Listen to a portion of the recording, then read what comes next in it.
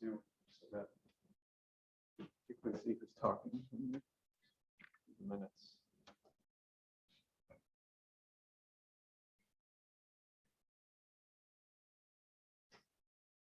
All right, good to go. That's 6:44. But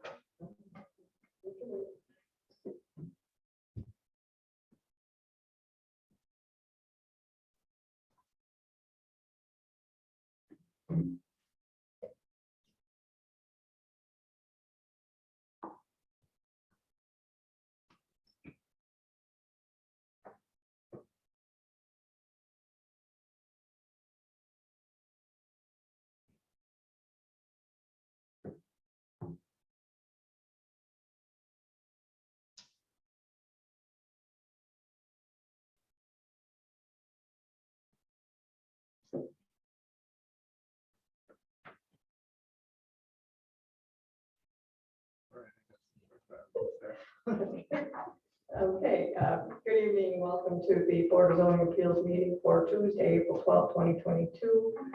Let's stand and say the pledge of allegiance. Allegiance to the flag of the United States of America and to the republic for which it stands, one nation, under God, indivisible, with liberty and justice for all.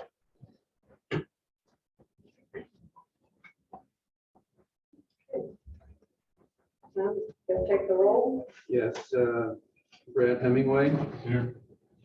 Daniel Buxa. Here. Roland Rathman. Here. Stuart Friedman is absent. Chair, President, Mayor. Here.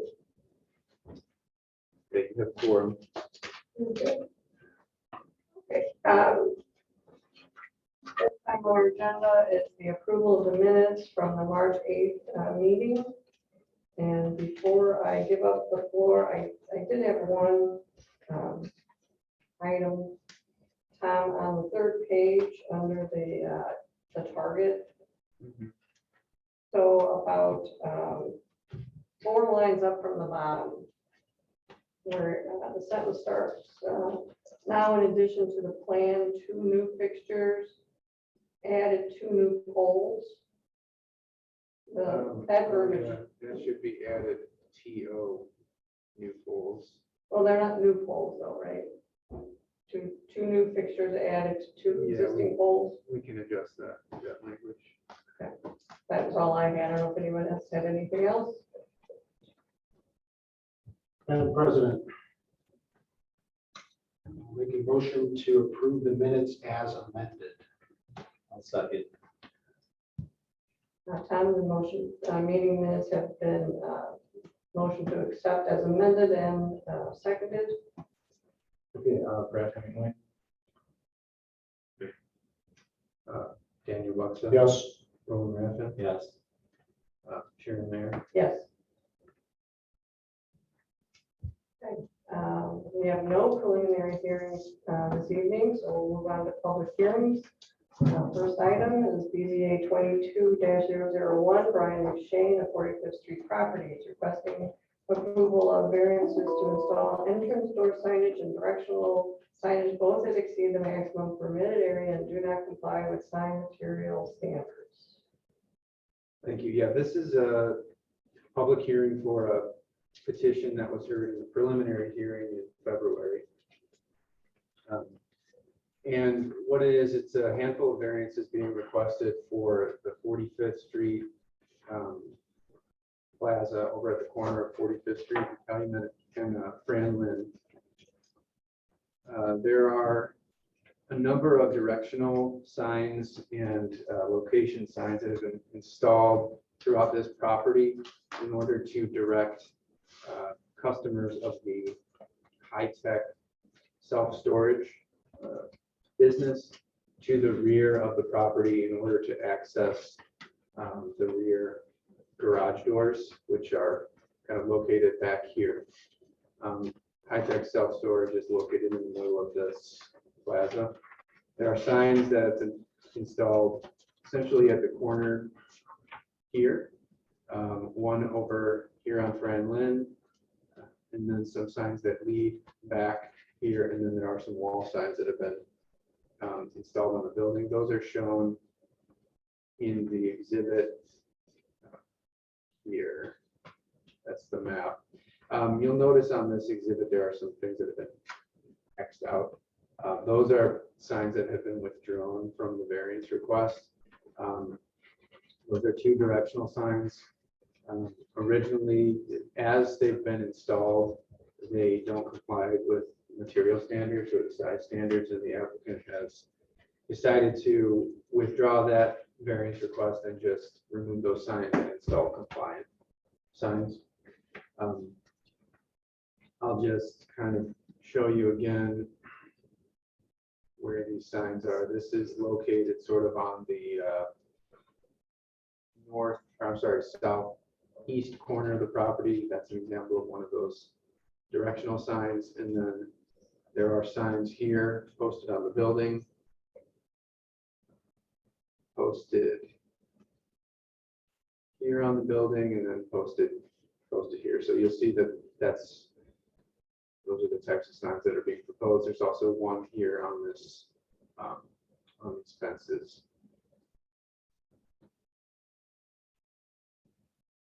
Because they neither comply with the material standards or the size standards, a variance is being requested.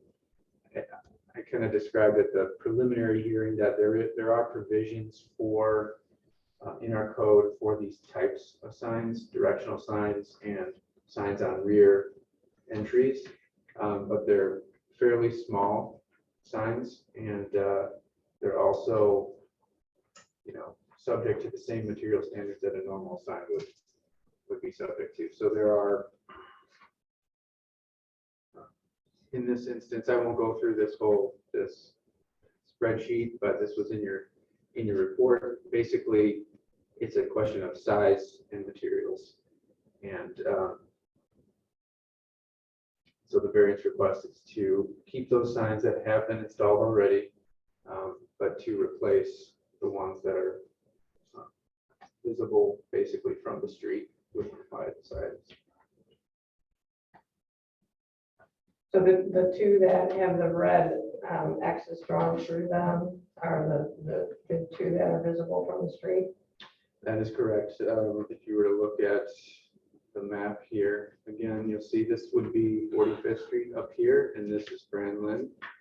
And so these were the most visible signs.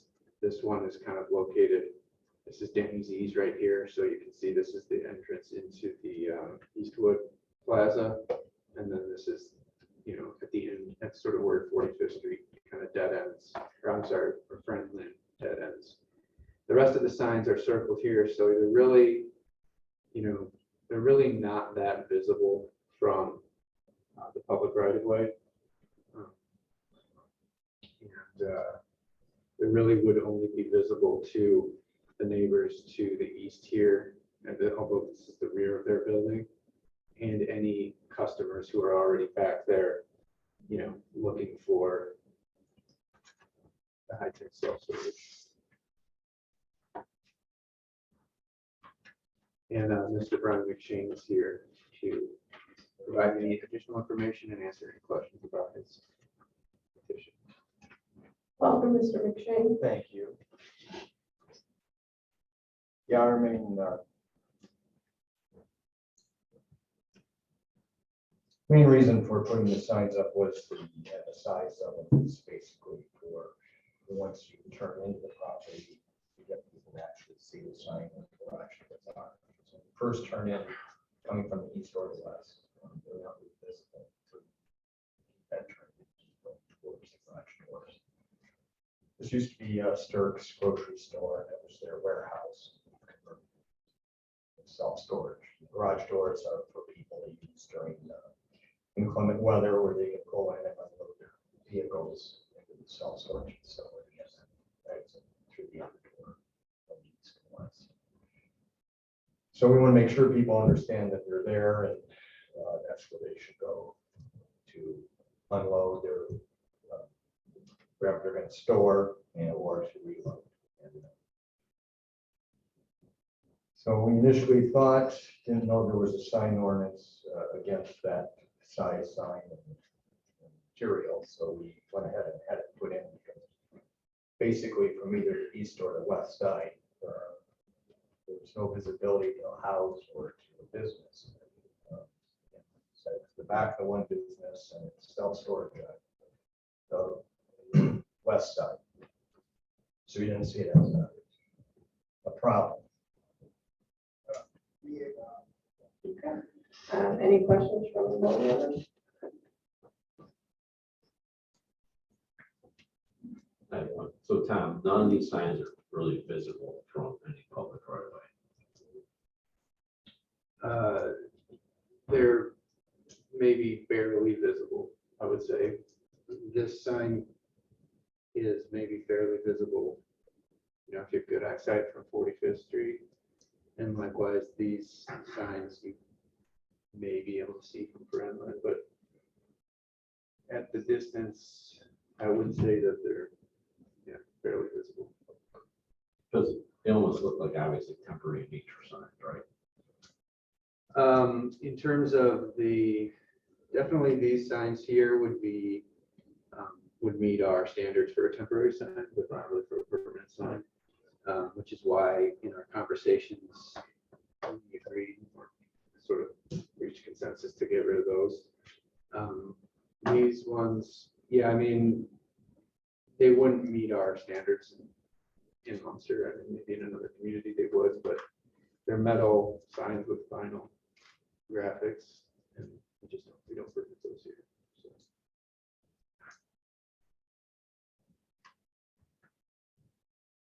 So the remaining signs are all on the back side of the building? Ones we want variance for. Well, they're to the rear of the building, I would say. There are some that are installed directly on the building here and here. There are another that's on a fence, and then this is in I believe that's also, that one's on two posts in the back, but to the rear of the building. They have photos if you. Let's see here. Yeah, I have. Okay.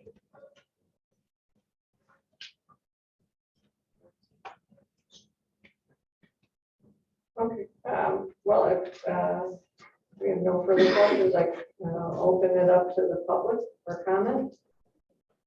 So, Mr. McShay, if you want to take a seat for a moment, Sure. we'll entertain any comments from the public. It's the backside of Ace Hardware, basically, correct? Correct. Okay, so basically an alley back there. Yes. Is there anyone on Zoom? There's somebody named Keith, but I don't see him making a move to make a comment here. Sorry. I said there appears to be one person named Keith on Zoom, but I'm not seeing him make any comments. Okay. Okay, well, seeing as there are no further comments, we'll close the public hearing and entertain a motion.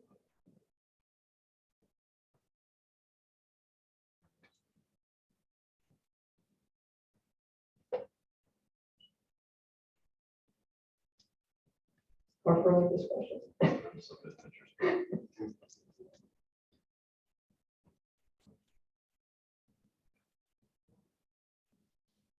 Have the two signs that were X'd out, have they already been removed? I don't. Not yet? Waiting for approval. You know, variance for the other side. It's like do the sides all at once. You have to change them all. Have them all changed. If I just change the two. You could come back up to the podium if you want. Sure. So when you take those two down, are you planning on replacing them with compliant signs? Yes. Yeah, because even from the front, where 45th Street, you're really not seeing where these signs are because there's a berm in the way of the building in here. So it's basically after you get into the parking area of the 45th, if you're going to exit going east, you'll see the sign going. To have you go and make a right turn by Little Tokyo. And that takes you back to the other side, it's further back, that will then tell you to turn right where the garage door is. The one we're gonna put on Fran Lynn, it's not there now, so there's only one sign that's out of conformance. The one that we were gonna put on the Fran Lynn and our driveway back there, we would make the same as the one that's currently, or that's gonna be probably. The sign or signs that are mounted on the back side of the building, are they visible from the people that live on the other side of the railroad tracks? No. There's railroad track, there's foliage. And they face east and west, so we don't have the sign facing south. So Tom, basically it's 4 signs in the back of the building. 2 on the building. Correct. Two, yeah. So they're on the back of the building from the courtyard over to behind the Wonder Years. Then behind the O'Hara's Sporting, basically, right? Correct.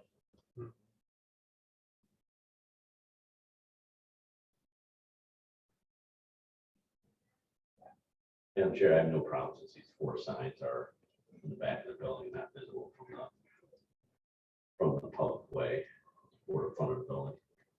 Therefore, I make a motion to approve. Second.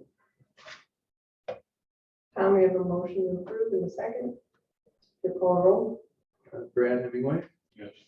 Daniel Buxa, Yes. Roland Raffin. Yes. Sharon Mayer. Yes, Thank you very much. thank you.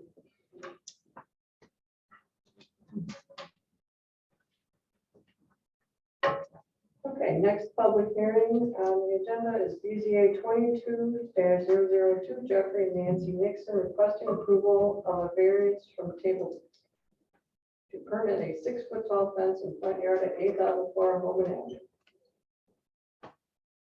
This is a public hearing for the agenda item that you just read. The address is 8004 Holman Avenue. As you recall from the preliminary hearing, the applicant has installed a fence on the north property line, which extends into the front yard approximately 10 feet. They are seeking a variance in order to keep that fence as well as to install an additional fence in the front yard on the south side of the property. This is a photo that's been provided by the applicant. You'll see that this area here where there's currently a wrought iron fence, they're proposing to install a 6-foot fence. It does encroach into the front yard because our definition of a front yard in our zoning ordinance is the area between the nearest roofed portion of the building and the front lot line.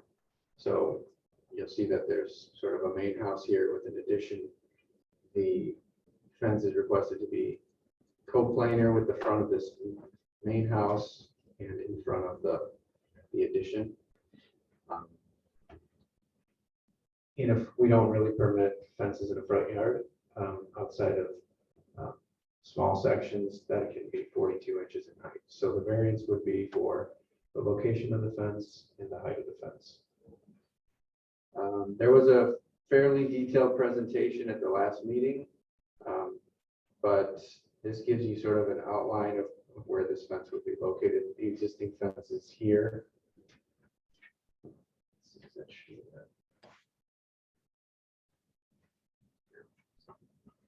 think it's a little touchy.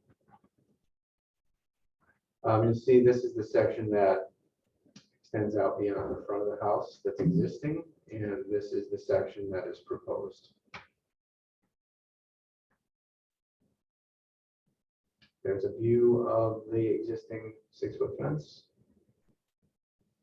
I mean, this is Mr. Nixon's presentation, so he can take it from here, but the idea behind the variance is that with the high traffic volumes along Holman Avenue, their window, this is their dining room window, they were seeking some additional privacy from the street.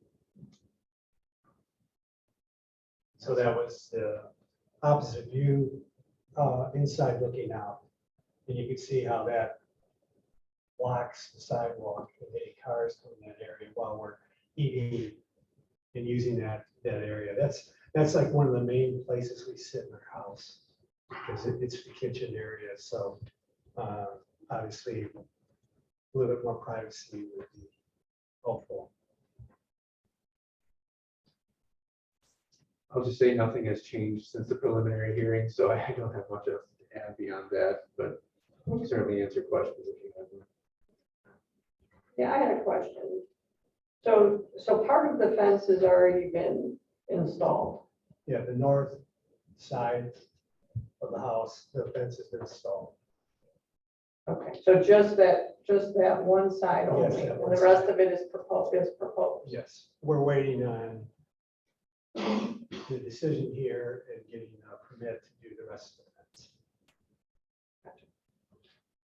Sharon, this is the section here that's already been installed. You can, from this perspective, it doesn't appear to extend beyond the front of the house, but it does in fact do so. And so how long is this section that it projects too far? It's approximately 9 to 10 feet, one section of the fence, So it is just the one section? just the one section. And it would be compliant if it was only 42 inches tall? Yes, it would be. The way that our code is written, it says you're permitted small sections of fence in the front yard, but they're really intended to be just kind of like a landscape feature, not really a fence. So there are, I think you can have 2 like 8-foot sections of fence in your front yard that can be no higher than 42 inches. Okay. So, and again, it's not really to be enclosing anything, it's really just to be sort of like, you put an ornamental fence on the corner of your front yard or something. Or decorative? Yeah. Okay. Any questions from the board? Madam Chair, just an observation. I mean, I certainly appreciate the petitioner's efforts to keep up the appearance of their house and set the standard in that neighborhood. And with the assumption that petitioners had no involvement in establishing the town's definition of front yard, I would say they clearly meet the standard of not causing their hardship. So I would support their petition. Okay. I was just gonna say, this is a public hearing, so we'll have to open that up. You want to comment? Okay, so at this time, we'll go ahead and open the floor to public for any comments. I heard the word decorative earlier. This is a custom made fence. I've been watching Jeff build this in his basement and helping him when he needs that extra set of hands. I don't think you can, the definition of decorative, this blows past that by about 100%. It's custom made from stock that he's building in his basement. There's nothing that Jeff has done in all the additions on this property that aren't excellent. He didn't like any wood floor he found, so he custom made his own wood floor when he put the other addition in. So as far as excellence or decorative, this surpasses that definition of whatever you think in your mind by all means. Sir, can I ask you to come up to the Oh, podium sure. and state your name and address? Will Shangle, 7944 Holman Avenue. I live, the red house in the picture, I live on the other side of it to the, that would be north. Okay, So I'm just glad there's a house in between. the statement about decorative was just in No, I regards to our understand. code, not. No, I not- understand, but not- when you, petitioner. most, I understand what, I just want to make sure, this is way past decorative. This is immaculate. Like, I always joke with the person in the red house that I call her the buffer house, because I don't necessarily, I could never keep up with the expertise of precision that he does to his additions. Thank you. Will, can you also sign the sign-in sheet with your Sure. name? Where's that at? Should have been on the. Brian, did you take the sign?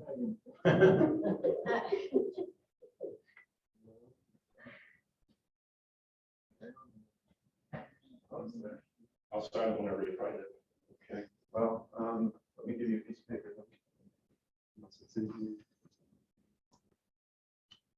And if you take the time to drive past it, I mean, it is, I mean, words don't describe what it looks like.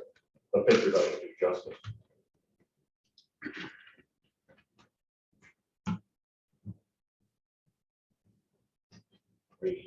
Just name and address, please.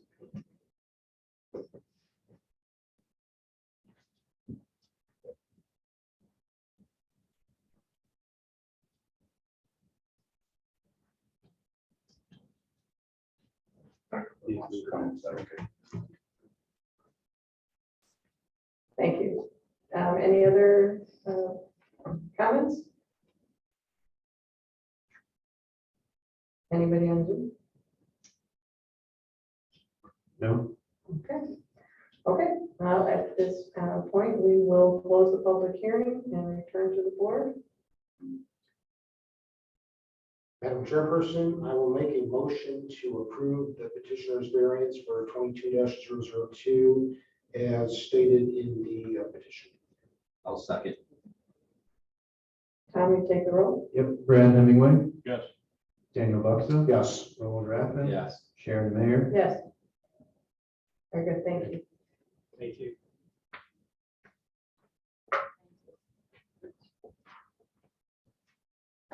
Okay. Final public hearing, BZA 22-003 Ferris use lot at 821 Main Street. My understanding is that this petitioner was unable to finalize his request. Yeah, unfortunately, two of the three required public notice methods were accomplished. Sign was placed in the front yard. The mailings were sent to neighbors within 200 feet, but the legal notice was not published. And we looked into it, and I spoke with attorney Dave Woodland, and that legal notice is required by state law. So unfortunately, it's not even a local ordinance where we could claim substantial compliance or something with the notice requirements. So what's going to happen is we'll have to just defer the public hearing to next month, and then Ferris will have to re-advertise as we discussed. All right, that's my apologies on the oversight, I guess, on my end, so. But yeah, if there's any discussion on anything, I have the franchisee here for the location, that he can help answer any operational questions. I don't know, is that possible to discuss or no? I mean, Or is it better to just push it? I would say we should probably just Push it to wait the for any discussion. Okay. I mean, the board could probably give you any questions that they may have that they'd like you to look into over the next month, but. I think, well, in our, in last month's discussion, we had asked for some information regarding, number of employees and that kind of thing, I believe, but I don't think that should probably be discussed when we have the proper notice. Yeah, I think so. So do we need to take a vote on that? You can defer it. Madam Chairperson. Yes. I'll move to continue petition 22-003 to the May public meeting of the Board of Appeals. I'll second. Okay, Brad Hemingway, Yes. Dan Buxa. Yes. Roland Rathman. Yes. Sharon Mayer. Yes. And it's at May 10th. Second Tuesday of May. May 10th, yes.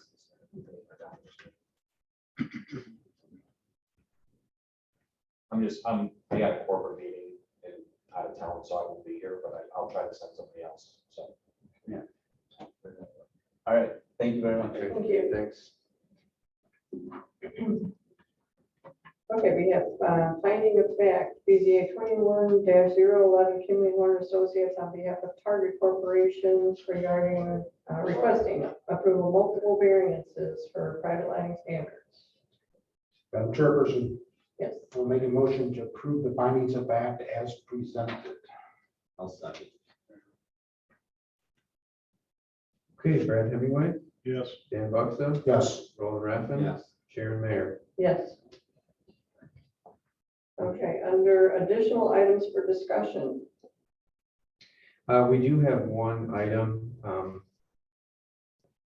Since Jonathan Peterson resigned from the Board of Zoning Appeals, he was one of the members of the board who was appointed also to the Unsafe Building Board by the Town Council. So what I would like here tonight would just be a discussion and somebody to volunteer to serve on that board. It's possible that we may have a building that we'd like to bring to the Unsafe Building Board with a notice to repair or demolish. does that have like a regular meeting? What's the commitment level? It's a board and essentially it functions for one. Oh, go ahead. Yeah, I think since its inception, I'm a member and it's met twice in 5 years, maybe. Yeah, it just meets on an as-needed basis. It's established to provide a public hearing whenever there's a, like I said, notice to repair or demolish issued by the building department. So if there's a building that's been identified as being unsafe or and that unsafe is kind of a broad word, but it's basically unsafe. If it's falling over, if it's dilapidated, if it's a nuisance property, then that notice is issued, and then the owners of the property are entitled to a hearing before the Unsafe Building Board. That board hears testimony from both sides and makes a decision either to uphold the notice or to uphold it or deny it, I guess. And so they just meet sort of as needed. But I think in the past, we've reviewed a house on Beach Street that had burned down, and it was just kind of a burned out carcass that was sitting there. And so finally, the town had to take action to issue this notice that they either fix it or the town is going to go in and demolish it. We did it with that.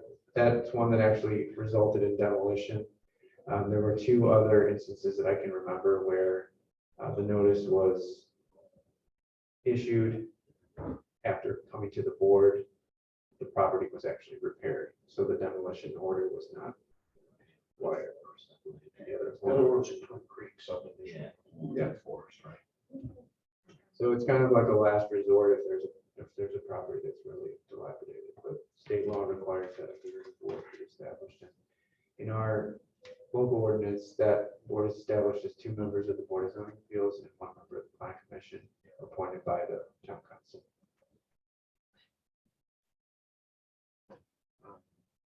I will just so everyone is aware. As I said, Jonathan Peterson was previously serving on the board. And I think in addition to Jonathan, it was Dan and Roland. So Roland was the appointment for the Planning Commission. Dan and Jonathan were the appointments for the BZA. So we need 1 other BZA. It can't be Dan, obviously. It can't be Roland. Well, I'd be willing to volunteer for that. Okay, and we don't need to take action, it's just a discussion, and then the recommendation will be made to the council to appoint somebody. Okay, all right, sounds good. Thank you, Sharon. That's all. Okay, so next regular business meeting is May 10th, 2022. We have a motion to adjourn. So moved. Make a motion to adjourn. Oh, that's the second. All in favor? Aye. Shall I sign this one time? So, Nice picture. And the minutes as well. Oh, did you see him? Yeah, you too. Just run around. Yeah, I know, right? Oh, you saw that? Yeah, I was gonna write a short, because that's construction. Civic Foundation. Grab that, Yeah, they're really good. Everybody showed up. Well, I'm a little bit sorry. We're the only petitioners here. There's like four things on the. Does anybody else? Well, it is 7:31. I will call the meeting to order. Would everyone please rise for pledge allegiance? I pledge allegiance to the flag of the United States of America and to the republic for which it stands, one nation, under God, indivisible, with liberty and justice for all. Tom, we'll move on to the next item. Would you please call roll? Councilor Mellon, Present. Councilor Kulturitis, Present. Councilor Tulowitzki is absent. Stuart Friedman is absent. Bill Baker, Here. Brian Specht, Here. and Roland Raffin. Here. Next item on the agenda is the approval of minutes. Have we had a chance to review the minutes, and what is the pleasure of the commission? I move we approve the minutes as given. We have a motion. Do we have a second? Second. Motion is second. Any discussion? Being none, Tom, would you please call roll? Councilor Mellon, Yes. Councilor Kulturitis. Yes. Bill Baker, Yes. Brian Specht, Yes. Chairman Raffin. Yes. Present. There you go. Okay. We have no preliminary hearings tonight, so we'll move on to public hearings. The first public hearing is PC 22001, J. Odell of Aubrey Enterprises representing EYM Restaurant Group requesting approval of developmental plan to construct a 3-unit commercial building, including a Pizza Hut at 815 Ridge Road. And this also has a continued public hearing.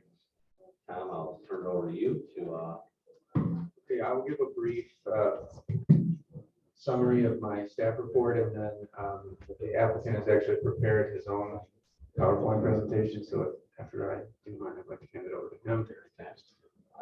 This has been a continued public hearing for a redevelopment of 815 Riff Road. There's currently a Pizza Hut located on the site. The proposal is to demolish that existing Pizza Hut building and to replace it with a 3-unit, 2-story commercial building. As I mentioned, this is a continued public hearing, so this has been presented to the board in February. At that time, there were some suggestions made for improving the site plan and the building. Those revisions were made, specifically it had to do with some additional details on the building, some additional windows, the movement of a hedge along the western edge of the property.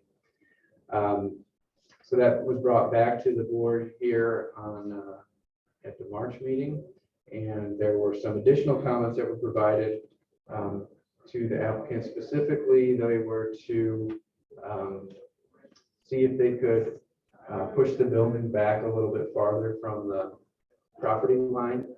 At the time it was presented, it was 3 feet back. It was a 3-foot front setback. And the second recommendation was to, again, look at how to maybe differentiate the storefronts from one another.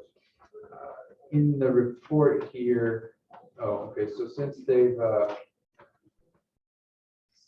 that meeting, they were able to adjust the building so that it was set back an additional foot from the property line.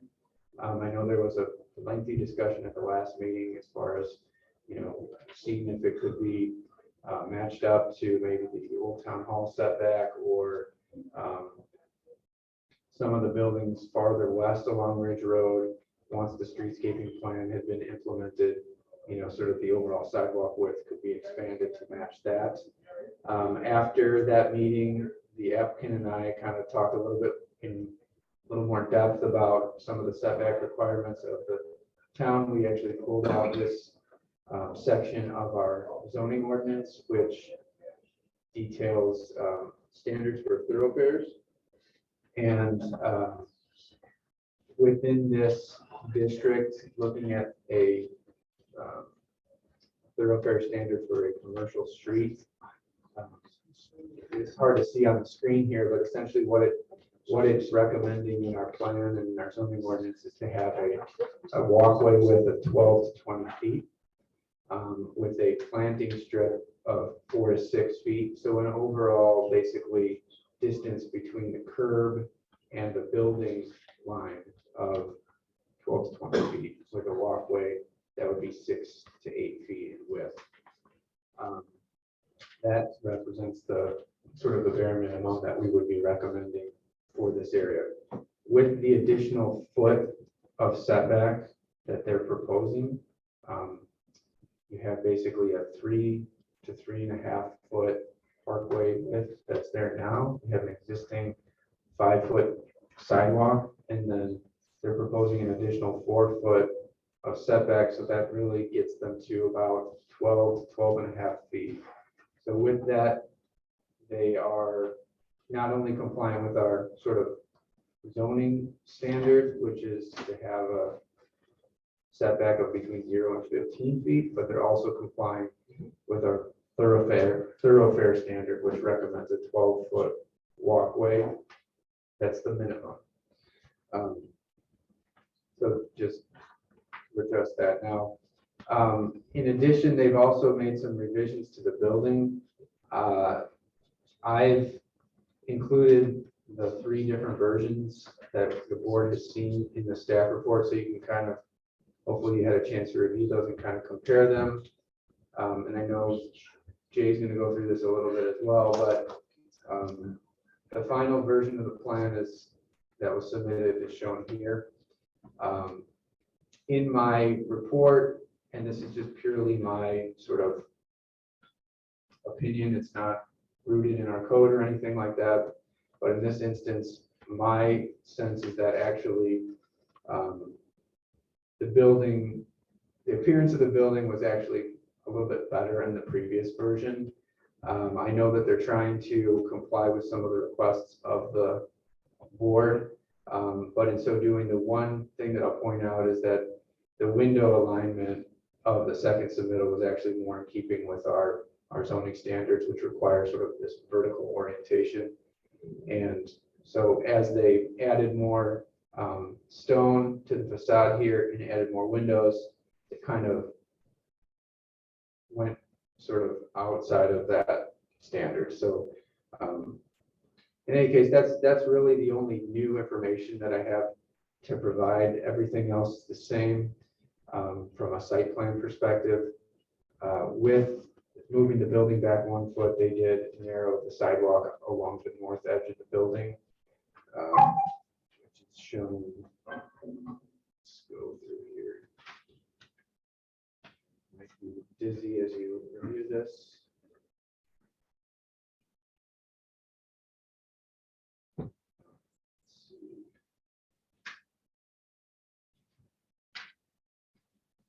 So there's a sidewalk here along the north edge of the building. In order to push the building back, they just narrowed that sidewalk. It still is compliant with our minimum standards, so it's not an issue.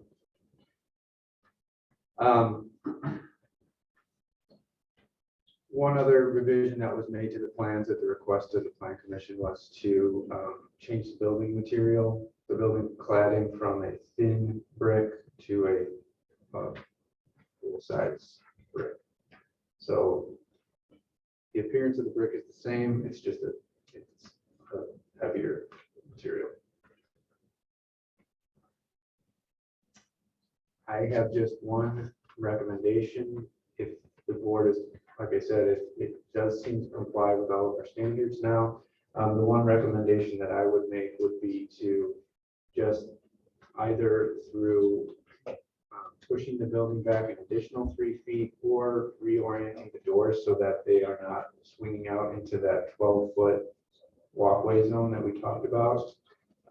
Do one of those in order to just ensure that that 12 feet is kind of free and clear from from a pedestrian perspective. But that's a recommendation.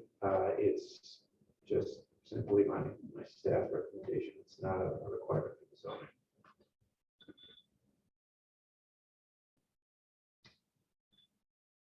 I'll answer any questions if there are any. Otherwise, as I said, Jay Odell, representing the applicant, is here. He does have a presentation that I put on the computer. If you'd like to hear. I do have one question. for you, Yes.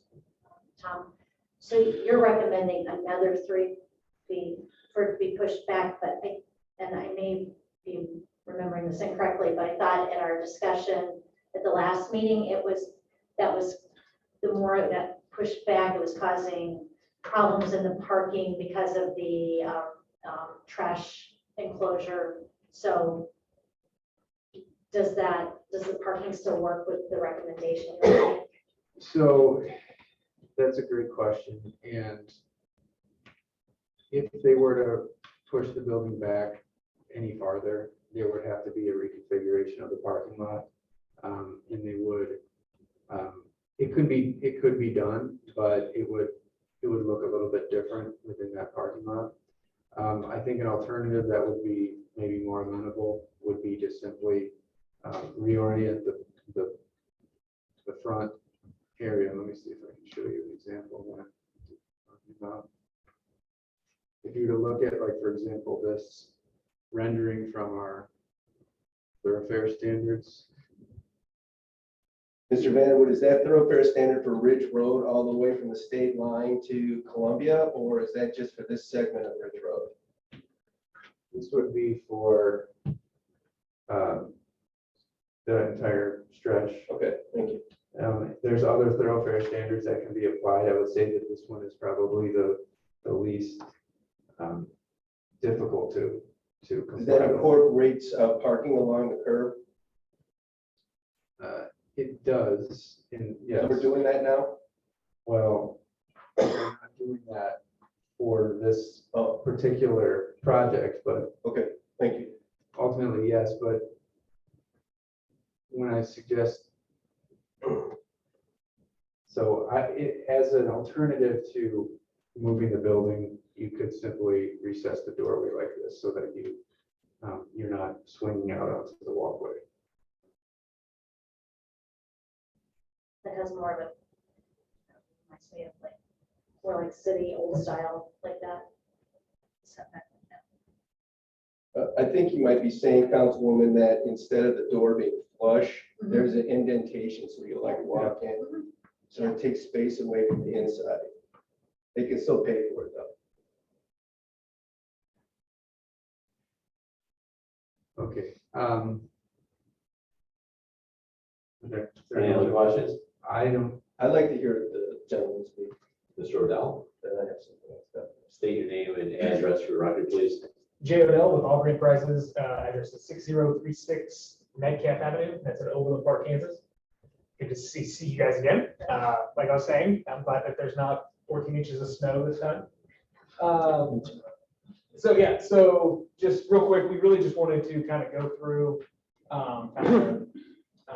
where we started, where we've been, some things like that. I think last time things kind of got a little lost in how we were going. So yeah, okay. So that's kind of what I was saying. We're gonna go with where we started when we started this project. Kind of then after conversations with staff, kind of what we submitted, and then now kind of where we're at now after the iterations that we've gone through. So first of all, I do want to say what the whole goal we're doing here is. So the duties of a plan commission, I go with number 1 and 2, to review that the development plan is consistent with the comprehensive plan that has been adopted.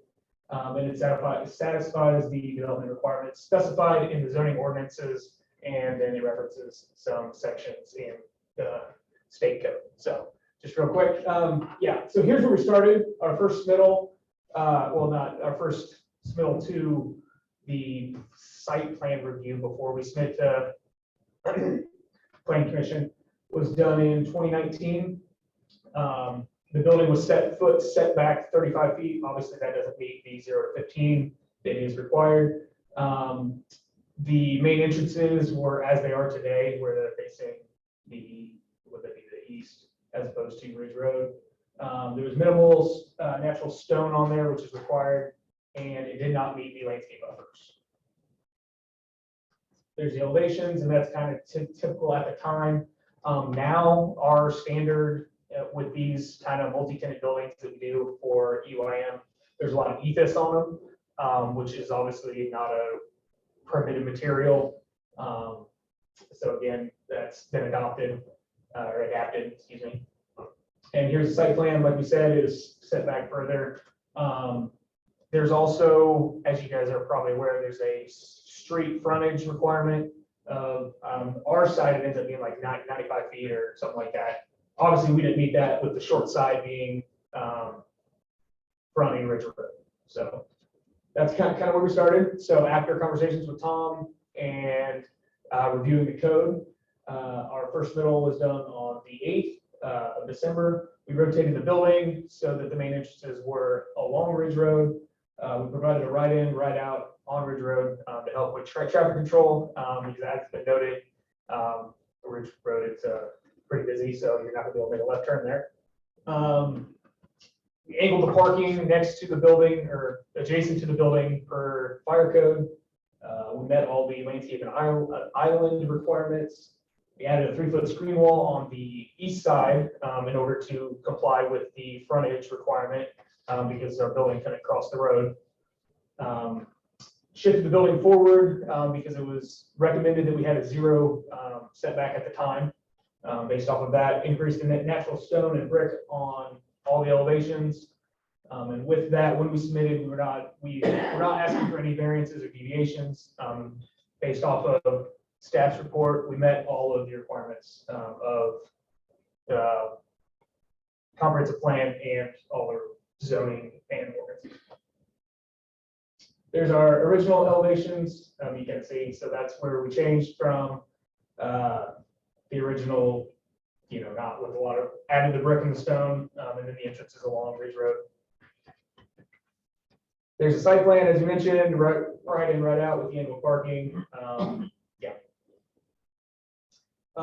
So then after that first planning commission, which I believe was in February, because there was some missed things on the January meeting we submitted. The comment about natural or using full brick as opposed to thin brick, the increased articulation of the facade. I think we're all aware of those right there. So we kind of went over that last time. So there's that was the original that we submitted, and just so we can kind of go back to the changes, that was what was submitted the second time, which Tom apparently said was better than the third time. So you can kind of see they added more detailed things to the top and by the windows, stone below the windows. So increase that. There's the site plan. We added a sign on the right in, right out for council or for commission. Pushed the building back to 3 feet because it was, again, against the right of way.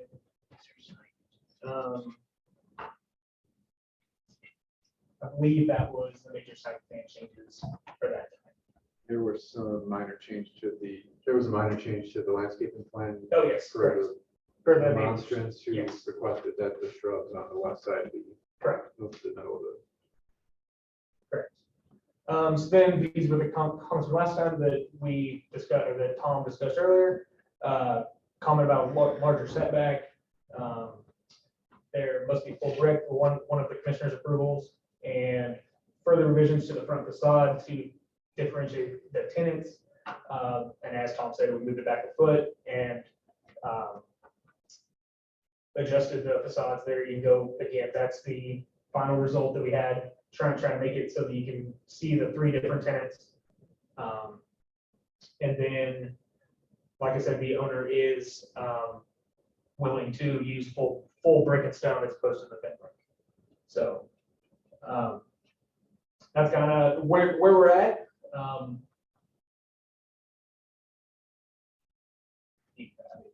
Yeah, so at this point, we request that the proposed development plan be approved based on our compliance with the current comprehensive code and the appropriate zoning ordinances. Any conditions or things that you guys have to ask that you reference the zoning and comprehensive plan sections, or just any specific things that are, I believe it has to do with the affected the neighborhood, just reference where they came from, that we asked. We also request that a decision be made, so that we don't get continued again. Either way, obviously, we hope that it's approved, but, and if the plan is denied, we just request that, and I don't know if that's the proper term, but just that the reasons why it was denied be provided to us. So with that, I will stand for any questions. Mr. Odell, Yes. if this is approved, will you have samples, obviously, of the brick and the stone to bring in, so we can see them for approval, final approval? We provided the samples of the thin original. brick. Yes. Right. And I mean, if that's, is that a planning commission thing? I mean. Well, if you, I mean, the plans that you're presenting here would have the modular brick, right? Yes, correct. So. one of But the the materials- appearance of the brick is the brick and the Exactly. stone. The appearance is the same as what was It's presented just- before. It's not, you just cut it, right? I mean, Yeah, so it's gonna be the same brick and stone look full back. just full, yeah, right? Because I believe that was the request, right? I wasn't at that first meeting you guys Oh, had, yeah. so I didn't see it, you know. Yeah, I can, if you want to see them, I can go get them. I don't need it. I can look at it later. Anyone else have any questions? Mr. Chairman, I do. Mr. Odell, first, please tell your client how much we appreciate the investment that they're looking to make in the community. It's outstanding. And some of the comments that you might have previewed in the past are just to try to make an overall thing. This thing is going to be here for 30 years. So one of the concerns I have, Mr. Vanderwood, is the distance to the building from the property line is in the code, correct? For quoting code. So the distance setback, right? So is the property line here considered the curb on Ridge Road? No, No, property line is the front lot line. which is where I couldn't pick that up. I don't know where that distance is and how much of that It's, brick facade that's on a slope between the curb and the sidewalk at this particular location that also has the light poles on it. How close are those to the building once it's done? I'm pretty good at looking at plans like that, but it's hard for me to pick up where they showed me that photograph. And then while he's looking at that, Mr. Odell, can you look and pull up the 2.8 rendering, please, which was your first one? Yes. So the comment that I had with regards to the delineation between the suites wasn't to add 50 more windows. The thought maybe would have been that is symmetrical, it looks cool, is to maybe put kind of a facade or some type of column looking thing between the two outside corner units, so it looks like there's more defined scenario. That was the thought that I had, not adding more windows. So, I just, real quick, if that's okay. sure. So I believe what the architect was going with after that is if you look on the newest one, they kind of got there's like three sections on the roof area. Right. And I think that that's what he was trying to do with that. And then how they're different sizes on the. Right. on the- Well, this is a and walking community, and nobody's gonna see that at this high of a volume kind of location. So from the standpoint of being able to have it, so when you're walking on that sidewalk, you have some delineation between where those suites are. Because I'm still looking at this, the safety component of this busy part of the street and having that being a walkway and what that distance is before the slope happens to the street. so to answer your question, there's a 6-inch curb. There's like a 3-foot That's bigger than 3, that's more than, that's a foot, to scale. Yeah. This is 3 feet to scale. right? Scale of 1 to 3. And then sloped, right? And that's where the poles are. The brick area is approximately 3 feet. That's where the poles are. And then there's a 5-foot sidewalk. And there's a 4-foot building setback. The property line is essentially at the north edge of that sidewalk. Okay. So 4 + 5. So the proposal is with the sidewalk, it's gonna be 9 feet to where the building is. From the curb, No. Sidewalk, from the south edge of the sidewalk yes. to the building is 9 feet. The safety thing is, it's not a planning commission thing, it's living the community thing, it knows what happens here all the time, and it's just a concern that I have, it's just a bad feeling, that's all, that's just my opinion. But we appreciate the attempts that you've had in going through with the community to meet our code, because this is all new for us as well. Thank you, Mr. Baker. Anyone else have any comments for petitioner, questions?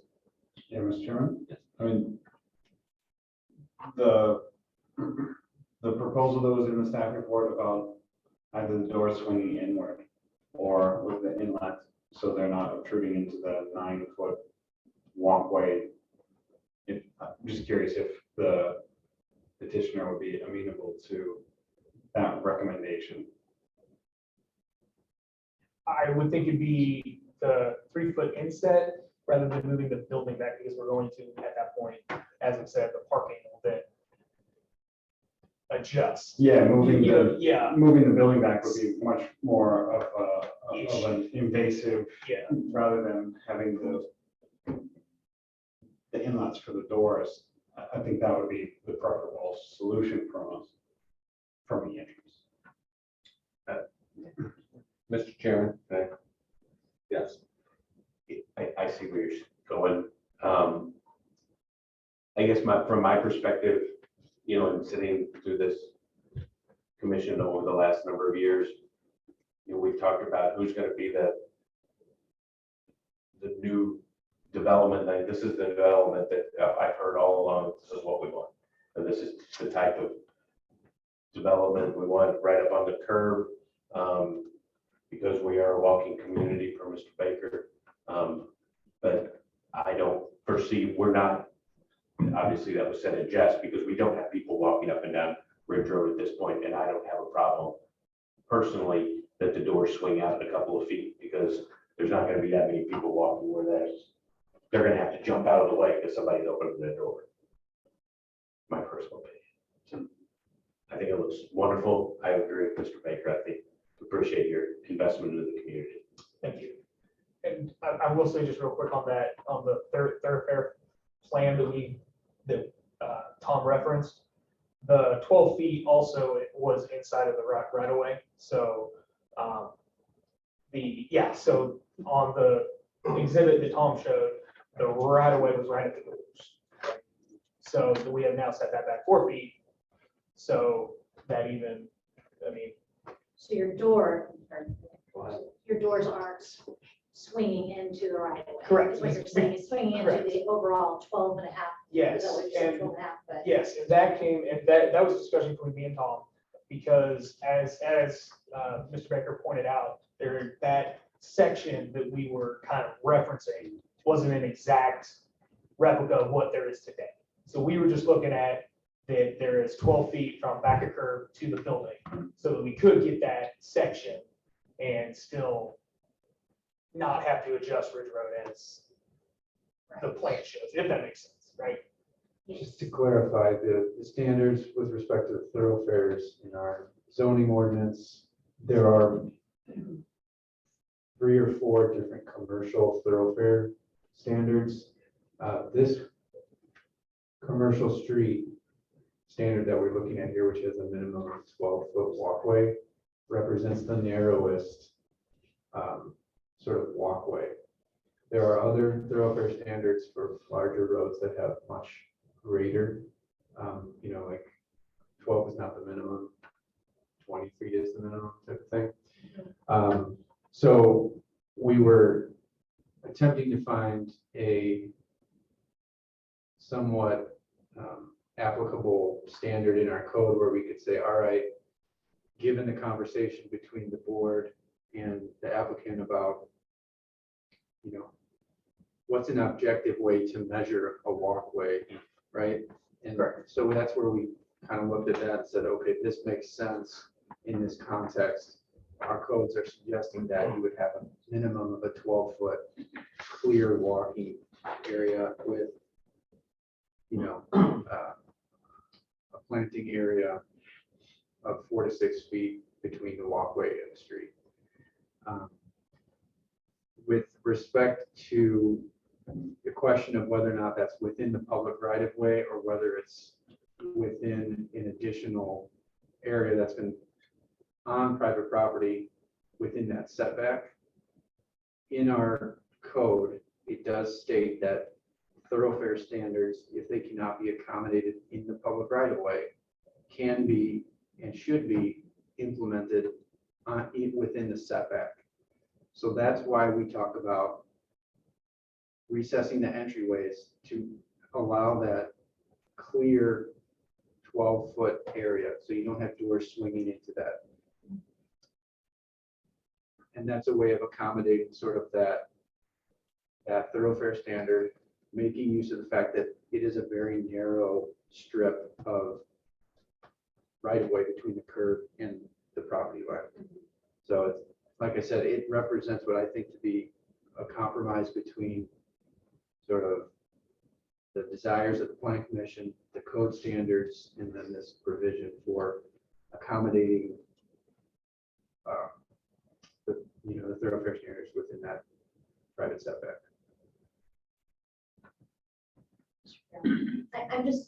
I'm wondering, but did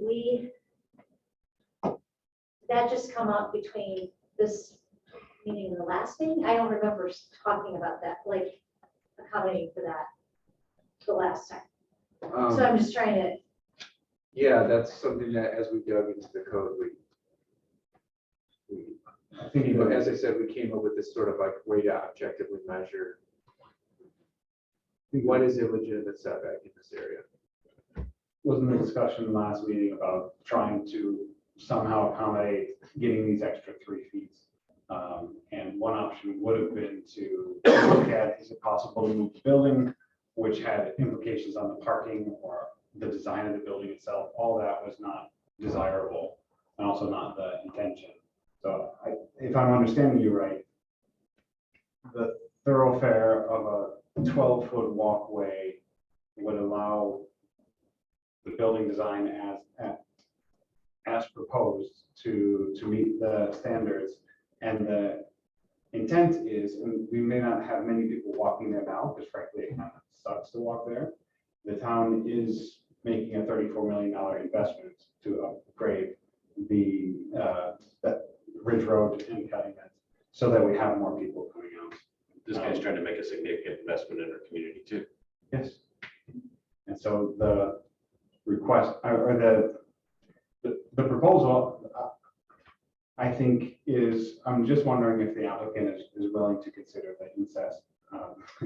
What's the right word? Incest is not the right word. Recess. Investors that we have other issues. And so my only, my hesitation is the fact that that's not my expertise, right? I'd be more than willing to have the architect look at it, but I don't know if that just blows up you know what I mean? Like, I wouldn't think so, but again, I don't know. As a civil engineer and more of a site development guy, I would agree that I think that seems like a reasonable request, but I don't know. And I don't know if it's one of those, if we say yes, then that just ruins the whole situation. I do know that if you move the building back 3 feet, it ruins my situation. Right.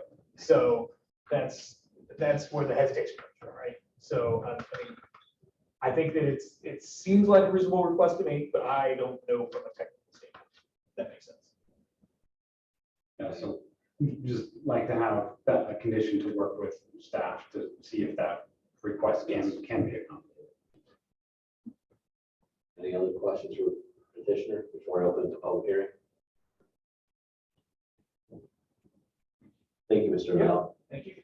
That being said, since this is a continued public hearing, I will open it up to the public. Anyone have any questions, comments, would like to speak on this petition? Please come up to the microphone and state your name and address for the record.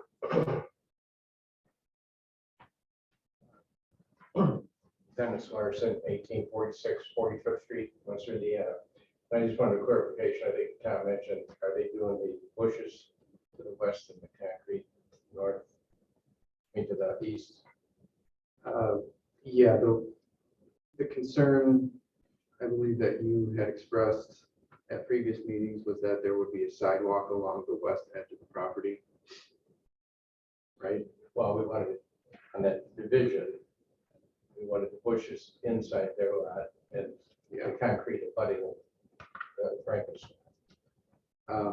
There is no concrete being planned on that west side of the property you're talking about right here. This is just a landscaped area. There's no. That's all gonna be landscape. Yeah, there's no sidewalk being proposed for that.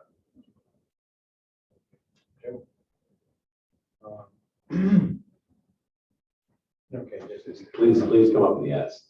Step on the microphone, to state your name and address for record, please. Jim Frankos, 8426 North Cott Avenue, Munster. So just to make sure I'm looking at this correctly, is there, this is just going to be landscape here? That's correct. That's the north side of the property. Okay. I'm sorry. Okay. Your property The south. west, this is the old town hall property. Okay. This area Okay, here, that's what I'm talking about. this is grass. That's with just a grass. row Okay, of shrubs. okay. There, okay. No, And then the other question is, did we have any clarification on whether this I'm assuming this is going to be a dumpster, a fenced-in dumpster garbage area. that's correct. And we requested if that can be moved, so parking can be there. You did get that letter from me, correct? We did get the letter. We did talk about moving the dumpster, however, with the site being arranged in this manner, this is from the petitioner's perspective, the logical place for the dumpster enclosure. And we don't have any standards that would require them to set it back in any way.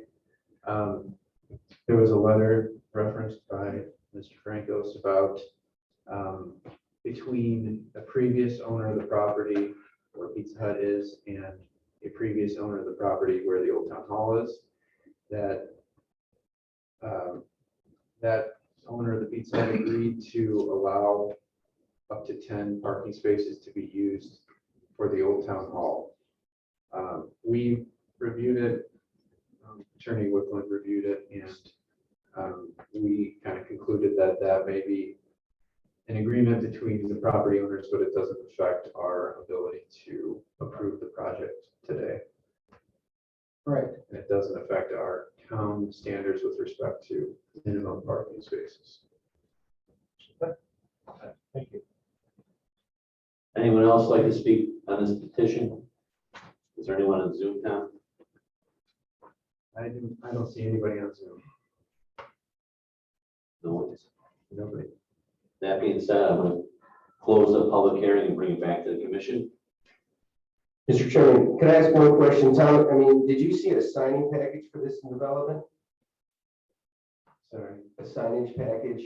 How's the sign? Is there a monument sign? Is it just building signage? Is there signs along the parking lot to help people drive through all the little nuances? There is only conceptual signs that have been shown on the renderings here. But this is final approval, correct? Not of the signs. The signs would be submitted under a sign permit application. Just to the building department? Right, they would just be approved administratively. Really? Interesting. Okay, and then the last one is the pork chop. This is a right turn, right in, right out. Is the pork chop, how does the pork chop get designed as it relates to stopping people from making the left heading east versus the challenges with the snowplow? Meaning, how high are you going to make it? So I can guarantee you somebody coming from the state line is going to make that left, as sure as I'm looking at it. It's a 6-inch curve. 6 inch?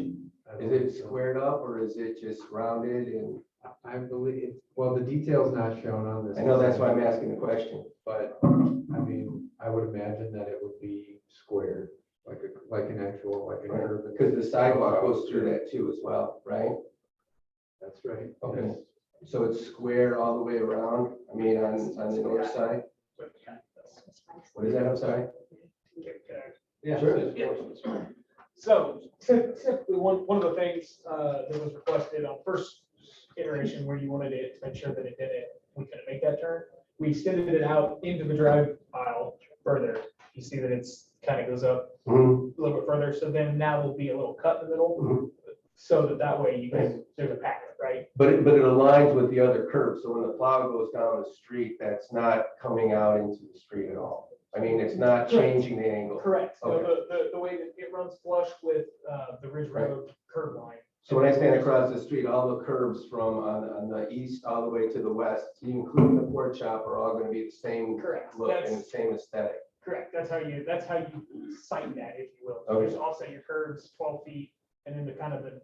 So I area- definitely know if I'm making that left, if I'm going over that pork chop. Yeah, that's, so, and there'll be a sign there in the middle, which was also requested, so, I mean, you're gonna Thank you. hit something. Thank you. Mr. Dudley, you can stay up there. Okay. Are you changing all the sidewalks in front of the building, to make sure they're all ADA compliant and we blend into the building and we got all the cross slopes and pitches correct? That is ADA requirement, like that is required. So you're taking out the sidewalks, the public sidewalks? and Correct, replacing them? yes, you've got, well, as is necessary, which will probably be the whole thing.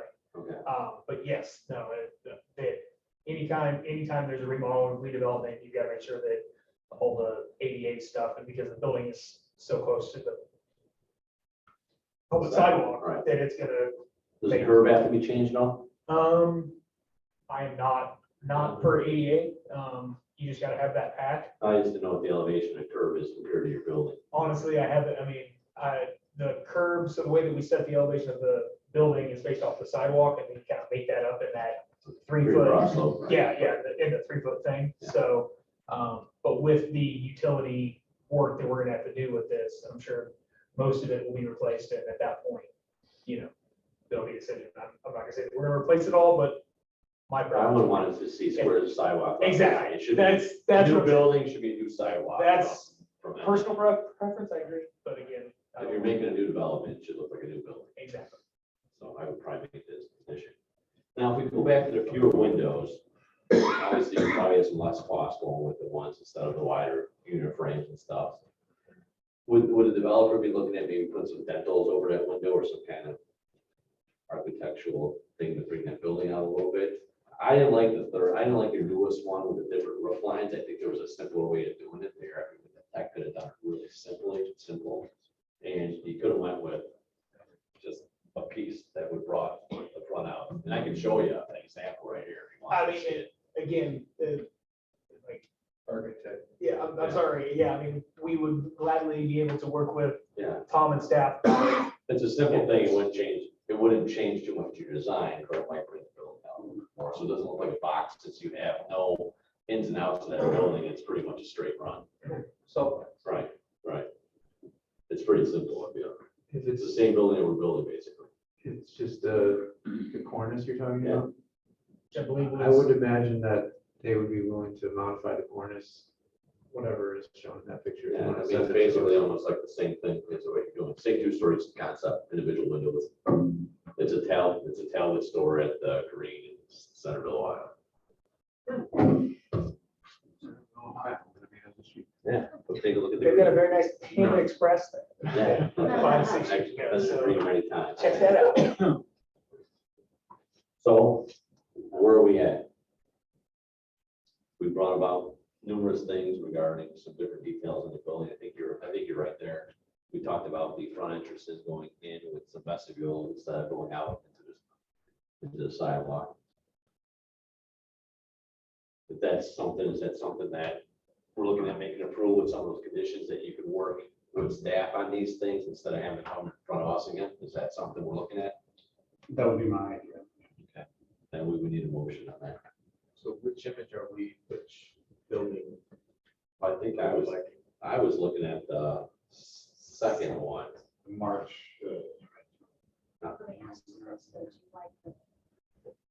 The March image is close with the dentals, the corners, Oh, and that right. kind of stuff. You just have to change a little bit, With all those windows up on top? Being in the middle. So on the third one, pardon me, I'm not trying to have a sidebar, but like on the third, so you see how you went, it went wider, I lost it, you know, the middle one was. I didn't like the last one where you're trying to do 3 towers. Well, not that, this You know. part here, the wider stone middle. That's- Or not, okay, guys, Or well, because you know. since we're mixing, Right. you know, I just, so the motion. I mean, they were all right? pretty close. You just made it one, yeah. So again, this is the February, this is the March. What's the This very is the- first one? I like this That's February. one. The last one. You know, you do. Well, there was one that was never seen, I think, by the planning commission. That was the original. That was in Yeah. yours. So, well, the first one was the one that didn't meet code at all. Just do like that. There was clearly, Okay. that was the typical that we did at the time, was the first one we said. And then we submitted the top one to council, the first you've seen. This is all code. Yeah. So, So we got a straw poll there. I don't- Starting well- with 2 or 3. well, here, this is what, you know, I don't want to make a motion, that's why I want to have this discussion, like, if I were to make a motion now, I would say version 2 for the top part, and the windows, the one, that one, February. February.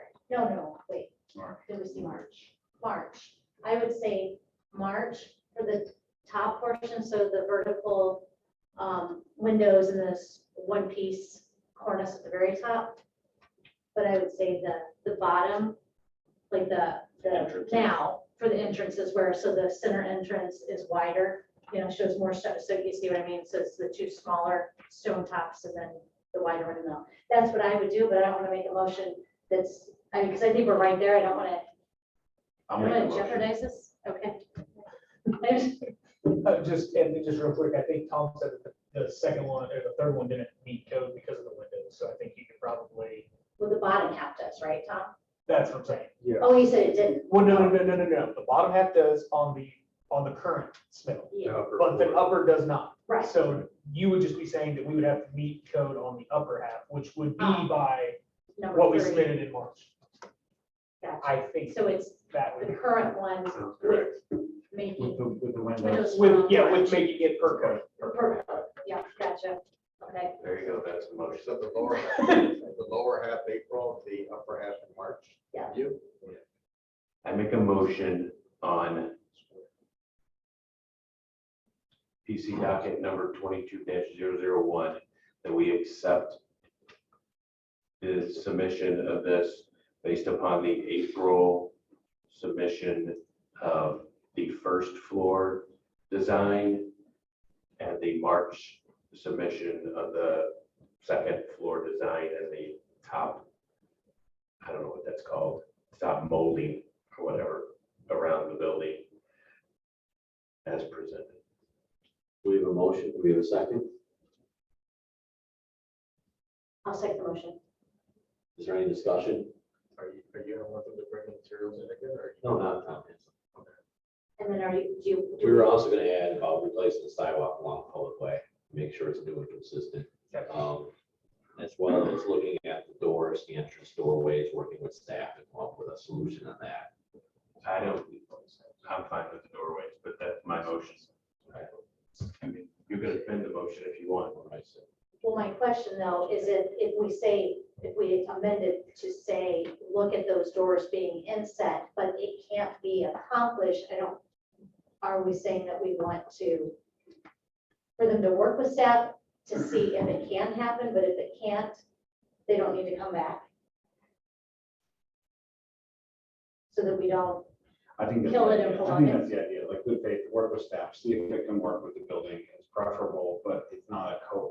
As I read it, it's not a code issue unless we really think that it violates the 12-foot walkway. If we took a very strict reading of the code. Yes, but. But we can't continue to move the goal line. We continue to move the goal line on every single developer that comes in here, we move the goal line. They get close to the goal line, we move it again. I made the motion as is. we have a motion and a second. Any other discussion? Did you want to amend the motion for the sidewalk and the other conditions that were? Well, I think the sidewalk would be a smart move on your part with a new building in there. I don't think that's much cost. You're gonna damage the sidewalk when you're doing construction anyways. He's fully aware of that. He's agreed to do that. Right, so. exactly. So I don't have to amend that. Appreciate it. Okay, Ready for I'll roll? take the roll. Okay, Counselor Mellon, Yes. Counselor Kulturitis, Yes. Counselor Tulowitzki. Yes. Bill Baker, No. and Brian Specht, Yes. Chairman Rathman. Yes. Okay, motion carries. Congratulations. Thank you, guys. Congratulations. Appreciate it. All right, the next item we have on the agenda, another public hearing. This is PC 22002. Town of Munster requesting a zoning map amendment, changing the zoning of a property at 1503 Fairway Avenue from CZ Civic Zone District, CD3 R2 neighborhood, 60-foot lot, one family residence district. Turn this over to you for a staff report. Thank you. We were contacted by the owner of the property at 1503 Fairway Avenue. And he alerted us to the fact that his property is zoned civic zone rather than, and it's been in continuous use as a single family home for over 50 years. We brought this to a preliminary hearing and got the opinion of the board on rezoning it to correctly reflect the actual use of the property. Consensus was that it should be rezoned, so we went ahead and initiated the public notice for the rezoning of the property. Just so that you can all see where this sits in the zoning map, the property is directly south of Beach Park. It is sort of a single residential lot, but it's contiguous to this driveway that leads into Beach Park. This property here is owned by the town, and this property here is actually owned by the school town. All of the adjacent properties, with the exception of this driveway, are zoned CD3 R2, which is a single family zoning district. And so the staff's opinion is that right now it's legal non-conforming, and it's can create an issue for a property owner if their property is legal non-conforming. For example, if it were to burn down or be 50% or more destroyed, it wouldn't be able to be rebuilt as a single family home. So the staff recommendation is to forward a favorable recommendation to the town council to rezone 1503 Fairway Avenue from CZ Civic Zone to CD3 R2 single family residential zone. Mr. Chairman, Yes. I move to forward a Well, it's a favorable. public hearing. Oh, the public hearing. Yeah, yeah. My apologies. Yeah. Well, that being said, there's no other questions for staff. Mr. Chair, I have a question. Yes. I was looking at the property records, just north of the site here, between the park and this home. Is that owned by the resident that's on whatever streets to the right? I can't remember. Is that Craig? Yes. Is that who owns that? So his backyard goes all the way to the driveway? Just so we don't have another parcel that's in limbo and we're paying attention to it, or is that all taken care of then? Yes. Bill, you're talking about that like behind 8238. This piece right Yeah, here. straight north of the red box, right? You know, I'm with you. Yes. I blew it up on my screen. To answer your question, yes, that property is owned, it's a single, it's a separate lot from this property, but it is, yeah, it's a separate lot. So is it the same owner? So can somebody build a house on that lot? no. This property is owned, this isn't, the woman who owns this property also owns this property. Okay. Thank you.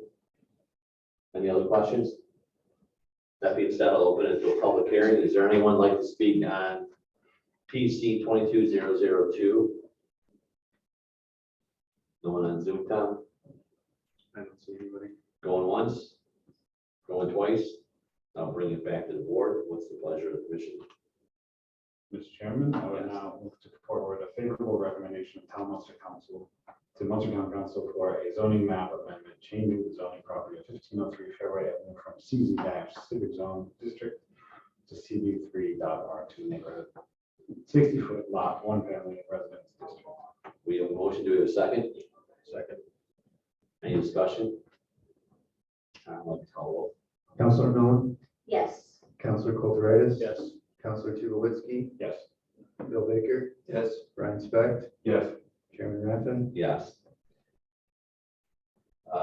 Next item is finding the fact, PC 22002, Town of Munster, requesting a zoning map amendment, changing the zoning of the property at 1503 Fairway from CZ Civic Zone District to CD3 R2 Neighborhood 60-foot lot line, one family residence district. That was just what was before. Yeah, we're just trying to get the findings of fact approved tonight so that we can get this to the town council next week and have this done as quickly as possible.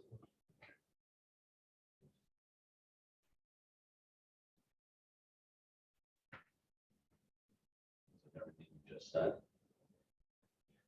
May I make that motion? So moved. We have a motion. Do we have a second? Second. Any discussion? Would you please call roll? Counselor Nolan, Yes. Counselor Kulturitis. Yes.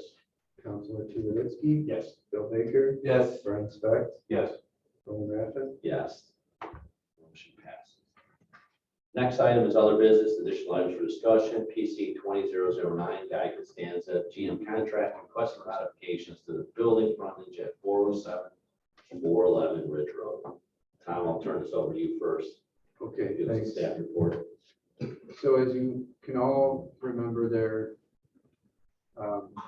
the plan commission approved plans for a building to be constructed at 407, 411 Ridge Road. We also approved a plat of subdivision consolidating the two parcels into a single lot. As described in the staff report, as the building was actually being constructed, there was a foundation release given so that the building foundation could be completed. The building itself has not gotten a building permit yet, but the foundation permit was released. Town staff noticed that the foundation appeared to be higher than one would expect from the adjacent ground. And upon sort of further investigation, it was determined that both because the foundation was poured higher than plans had shown, and because there was just a natural, I guess, outgrade difference between the building as planned and the sidewalk to the south of the building. It was sticking out of the ground, and the doorways would be inaccessible from the sidewalk. After we brought that to the attention of the builder and the architect, we had some discussion back and forth with Torringa Engineering, both Gary Torringa and some of his colleagues, about a potential solution to basically remedy that distance between the finished floor level and the grade. And we brought a previous plan to the board last month for discussion. At the time it was presented, there was a proposal to basically have a stairway in the center of a raised, I'm calling it a stoop. I don't know if that's the correct terminology, but Probably more correct than the instance you used earlier. Doesn't have it spelled. And basically, the proposal is to have a 5-foot deep concrete stoop that would be at finished floor level, and then steps going down to the sidewalk level. As I said, the previous version that was brought just for discussion to the plan commission had a stairway that was approximately in the center, and it would have encroached into the public right of way through, I believe it was 5 feet altogether. After having additional conversations with Gary and Ed Marino over at Torringa Engineering, they came up with an alternative plan. Again, sort of based on the plan commission's desire not to have substantial encroachment into the right of way. That has a stairway that essentially exits to the west off of the stoop. The stoop is still there. It now has a total encroachment into the right of way of about 1.79 feet, I believe, so between 1.5 and 2 feet. And it's approximately 2 feet from sidewalk grade. There's a railing being proposed along the edge.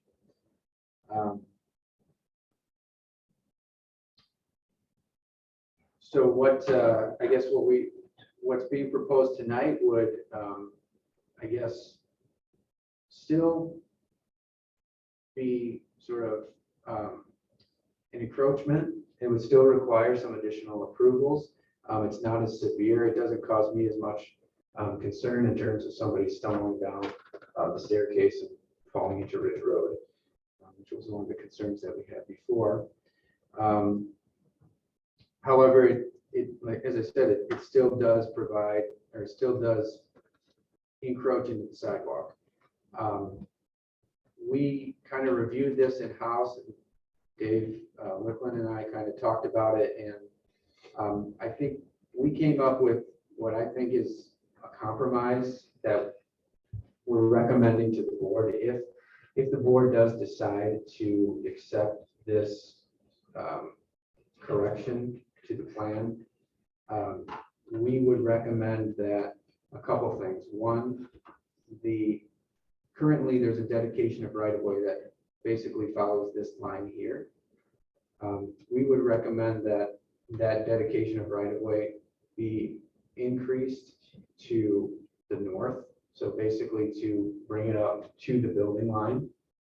And what that would do is essentially put this entire stoop and all of the stairs within the public right of way.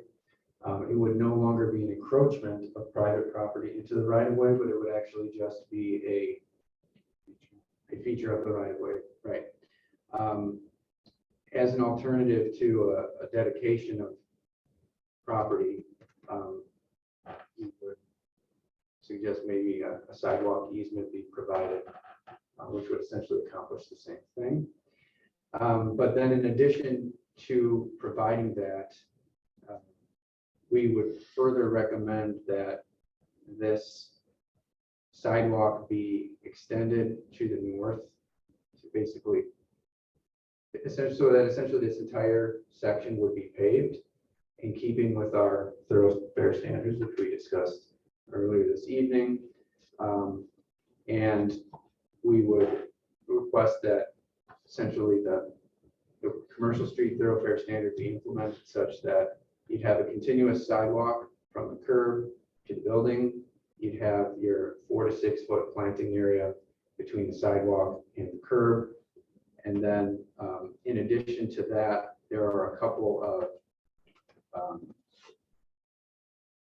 pieces of infrastructure that are sort of north of the sidewalk, one of which is a fire hydrant and one of which is a light pole. We would also recommend that those be relocated out of that main sidewalk area to that 4 to 6 foot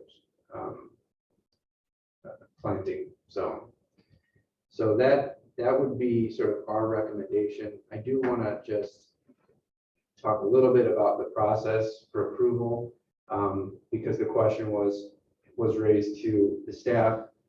Should the staff have caught this error in the plans? And so just before we get into that, I just want to say that our town staff and the plan commission did review these plans. We reviewed them according to the standards of our zoning ordinance and our building code. None of those standards addresses the finished floor level of a building.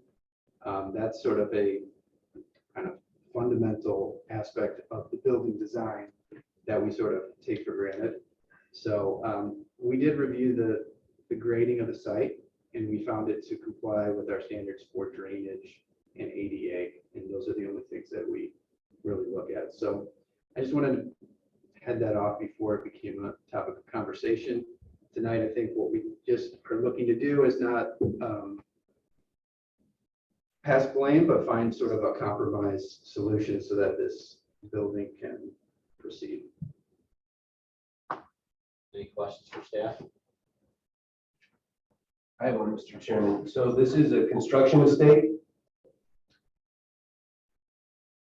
I would say that it's a combination Why am I of, listening to this? what's that? Is it coming to the plan commission if it's a construction mistake? Well, because it's, in addition to being a construction mistake, it was also a design error that resulted in the need for a modification to the plans. So this is a variance. It's not a variance, it's a couple things. One, it's a modification to the development plan that was submitted. It's not a zoning standard is what I'm saying. It's not a zoning standard that relates to this. Is it built at this far off of the grade? Right, the zoning doesn't address that. Oh, So, but it's a modification to the plans because they have to reroute the sidewalk and they have to add a raised sidewalk in front of the building. So that's the modification that is coming back to the planning commission. And then the second thing is, if that's approved by the planning commission, there needs to be some mechanism that would allow either an encroachment of their building or their stoop into our town right of way, which would be something that, an agreement that Dave Whitman could put together at the request of the planning commission. Well, would that have to be a recommendation of town council from us? I mean, we can't. Well, I would think that if it's an encroachment agreement, yeah, it should be approved by the town council. But my recommendation is not that we permit the encroachment, but that we rather have dedication of either an easement or dedication of additional right of way so that it's not encroaching into the public right of way. It becomes part of town property essentially. But once again, as a plan commission member, we can make that kind of motion, or does that go to higher up? Well, it would be to accept the dedication of the right of way. So it'd be a recommendation, to town council, to accept the dedication. I think so. But again, this is an amendment, modification of the development plan previously. So this is just a modification of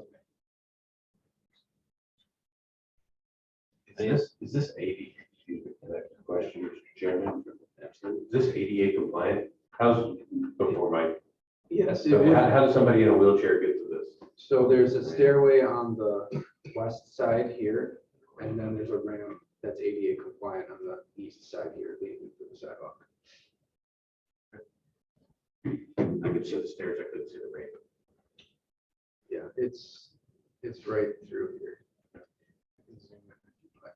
I have several questions, but I think it'd be best if I waited to address them to Mr. Trego, since he has an engineering background. I'd be happy to try and answer those. Yeah. Oh, I just have one. So Tom, you're saying that our code doesn't prohibit the doorway to be above the sidewalk and so we could end up with more buildings like. I mean, Here's what happens. that's not a zoning, what I'm saying is that's not a zoning standard that says, it's one of those things like, it's too obvious to be included, like, there's no alternative. Obviously not. Like, it's not similar to like a setback where you could have a 0-foot setback, you could have a 50-foot When I setback. built my house, it had to be a minimum so high above the curb, right? Right. You know, it's just kind of a standard. For residential, yeah, a zoning has to be a certain. Is there a suggestion that we add something like that to our zones? It should match existing elevations. I mean, I don't know if it's a zoning issue, really, it's more of a building issue where it just has to, Match Code. existing. match existing grade, I mean. Right, exactly. But again, we're not, those are sort of like fundamental. They didn't propose any change to the grade of the sidewalk, so there was no reason for us to really verify that the building actually meets the sidewalk. Right? If you were to look at the plans, you would see that there was a, in the grading plan, there was a grade being shot from the curb, but there were no grades on the sidewalks. All right, let's keep this moving. I think this would be the best thing to introduce Mr. Reed and Mr. Trego. Please state your name and address for the record, please. Hi, John Reed, 9717 Marlboro Lane, Munster, with Favorite Hampson Reed Bills, Mr. Costanza and GM Contractors. I'm Gary Torringa, 1824 Rosewood, Munster, Torrey Engineering, Munster, Indiana. That's there's some prefatory comments to make, and I know that Tom had said we're not here to assign blame, but it's so fun. No, I'm kidding. But when I look back at this, when I was first told about this a few weeks back as to what was happening and what was going on, my first question was not dissimilar to, I think, Mr. Baker's and somewhat Mr. Raffin's was, what are we doing here if we have a building permit? To go back in history a little bit, the building pursuant to the town's request was moved at least 5 times, which required the entire site to be engineered 5 times. Mr. Trinket thinks it's 7, I think it's less, so we're gonna settle on 5. But it was a lot of work, a lot of money, a lot of engineering, a lot of architecture. Ultimately, this site was selected, not by us, by the town, okay? And the building is first designed on this, at this very corner of the property. It went straight east to west. Okay, so there was much more room here. And we were then informed that it would be better to have that angled pop-out come so that the building follows the drive line of Ridgewood, that it would be more attractive, and then that's what the new code would like to see happen. So we said no problem, and that's what we did. And those are the plans that were submitted, approved, and ultimately a building permit issued for the foundation. Now, if that were the end of the story, I would say we're on our way out the door. We're just gonna go build our building. However, to my understanding, when the foundation was being poured, it is approximately 6 inches further out of the ground than what the plan that was submitted. And I think Mr. Costanza's and I think Mr. Don Terranga's initial suggestions were, we'll just saw cut 6 inches off the top of it. It's not a problem. It doesn't change the ability to construct the building, put the mechanicals or anything else that needs to be done. And that's true as I stand here today. And we're more than happy to do that. Go back to square one and do what we were going to do in the first place. Now, having read the staff report before tonight's meeting, I had seen that there have been a lot of discussions, between various parties, and I think the Plan Commission and the staff, without any of our input, it's our building. Now, keep in mind, the building that's listed there at 2735 square feet. That's just a little smaller than my house. So this is the most effort, money, and time ever put into a 2,700 square foot building that any of you will ever experience. My God, I hope that's true. Okay, this has been years. To say we're kind of at the end of our rope is an understatement, but Mr. Costanza wants to be a good corporate citizen. I think Mr. Teranga has some good ideas as to what needs to be done here. And I think those things can be accomplished. But in looking at the staff report, talking about stuff like moving fire hydrants, the light poles and potentially power poles, I see these things and I mean, I guess that's fine, but my advice to my client is under no circumstances are we going to pay for that. We have a building permit. We were told to build it where we built it, and we built it there. At 6 inches high grade, this concrete boys will go out with saws and saw it down. That's okay. It was their mistake. They're going to fix it. They're going to pay for it. And I mean, I'll let Mr. Teranga take it from there unless you have any questions for me. I do have a question. Sure. Is the finished floor level 6 inches from grade? Why do you ask? Because if they could just saw cut it down, then there's no need for stairs. What we can understand is the permit that we submitted was approved, and that's where it is. When somebody went out and looked at it, that is, oh my gosh, that's too high. Not by 6 inches, by 3 feet. It's a very different proposition. John, I was on the site and I stopped there multiple times. And I have a concern looking at the elevation from the sidewalk to where your footing is, that you're only down about 24 inches. Should be 36 inches deep for frost. And Gary, you know that as well, right? We have a building in town that's falling down, the clubhouse, Well, I don't wanna see. that's built on carbonation slag and all that. But, Yeah. but frost is very damaging when it comes to a building, when it comes to heaving, moving up and down. You can have cracks in the brickwork, cracks in the structure, all that kinds of stuff. But it's what was approved. I understand, but if it's not There's, down. I mean, there's no take backs in this record. I'm sorry. This is very painful for me to stand here with you. I know, guys. but as looking as a code thing, if it's not below frost, how are we gonna address that? So it's a structural sound building. Mr. Costanza, GM. At risk of not being perfectly accurate, I think I am. The plan called for the minimum frost height of 30 inches. I thought 36 is code up here. Well, just let me finish, please. And because I actually kind of agree with you, I told the concrete man, I'll raise it up to 36. And that's where it's at now.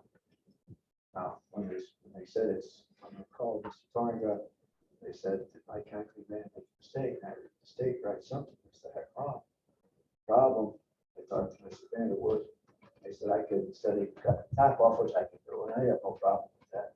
Even with that cutoff, we're at 30. If I cut 6 inches off, my proposition, and he agreed at the time, was to lower the brake ledge, cut the brake ledge down another 6 inches. But that doesn't resolve the problem, because after I was told to do that, I hired a concrete cutting company, and I was ready to go. I was told, oh, no, we're looking for 2 or 3 feet. I said, well, I don't know anything about that.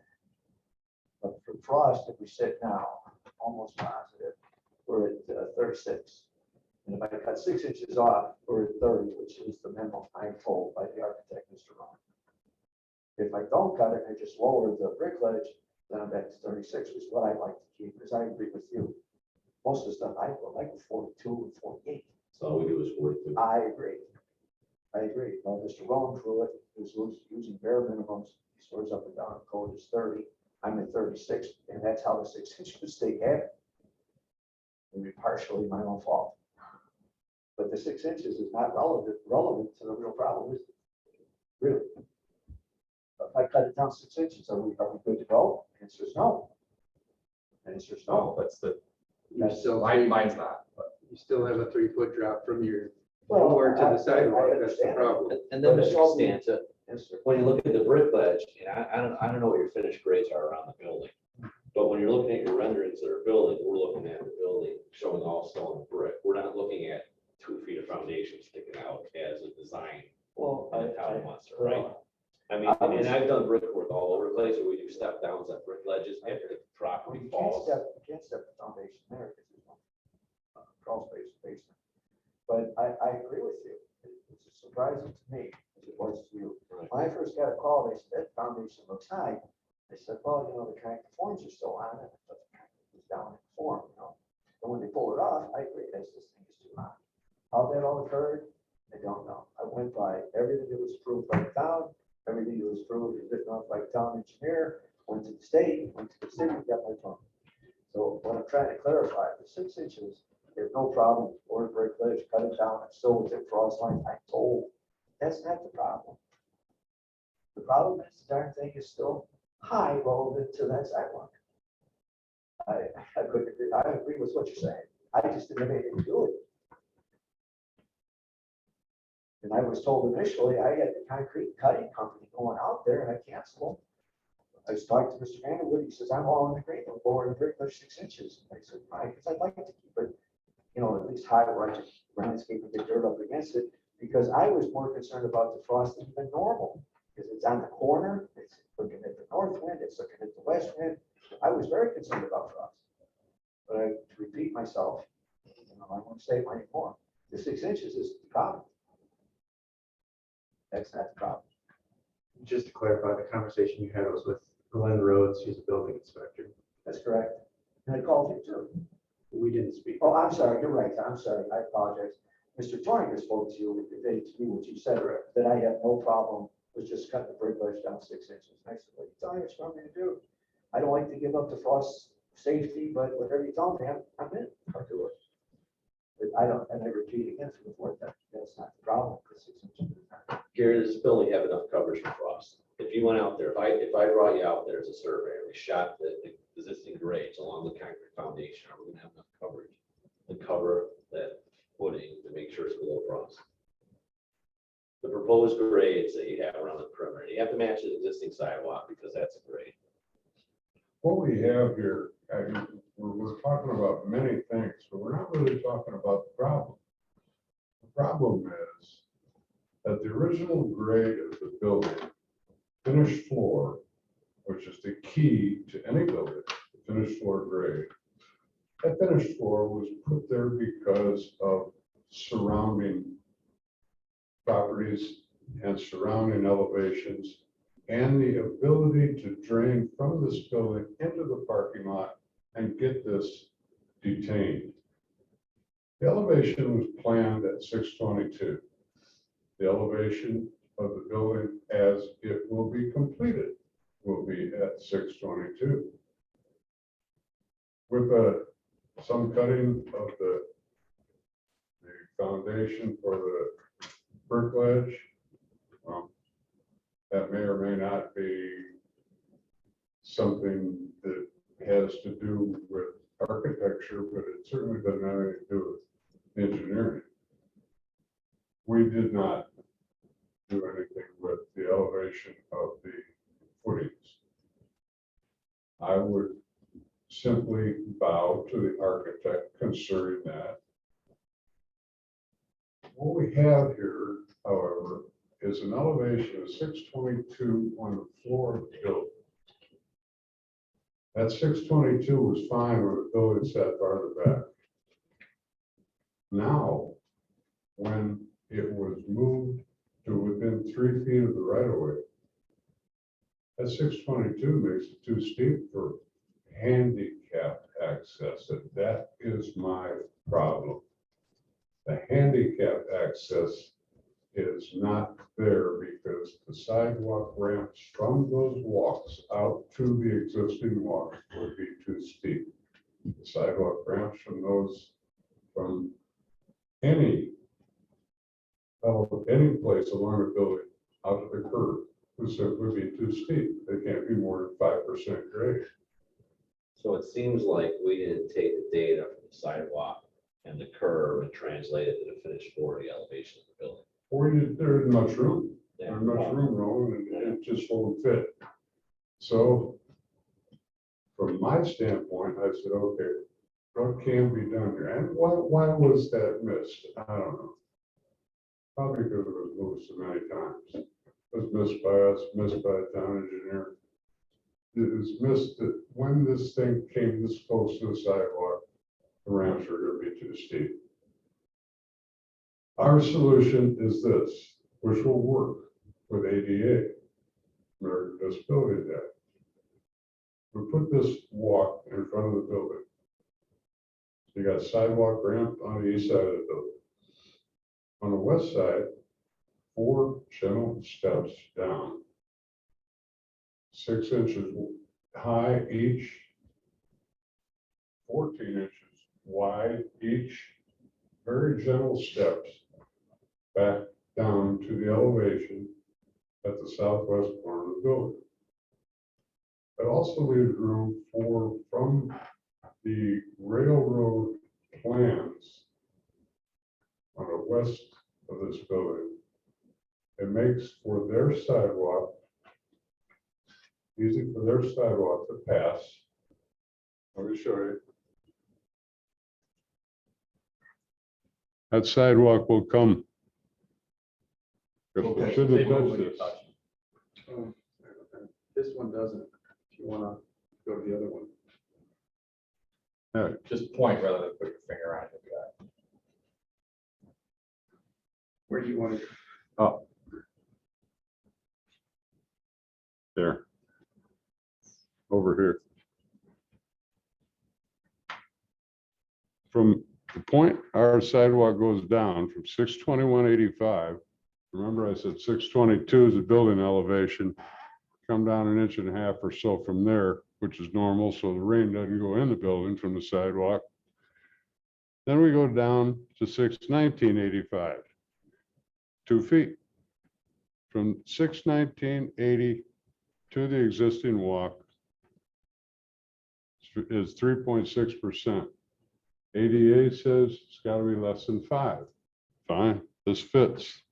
That also leaves room for the walk that is planned from the railroad at an angle to match into the existing walk.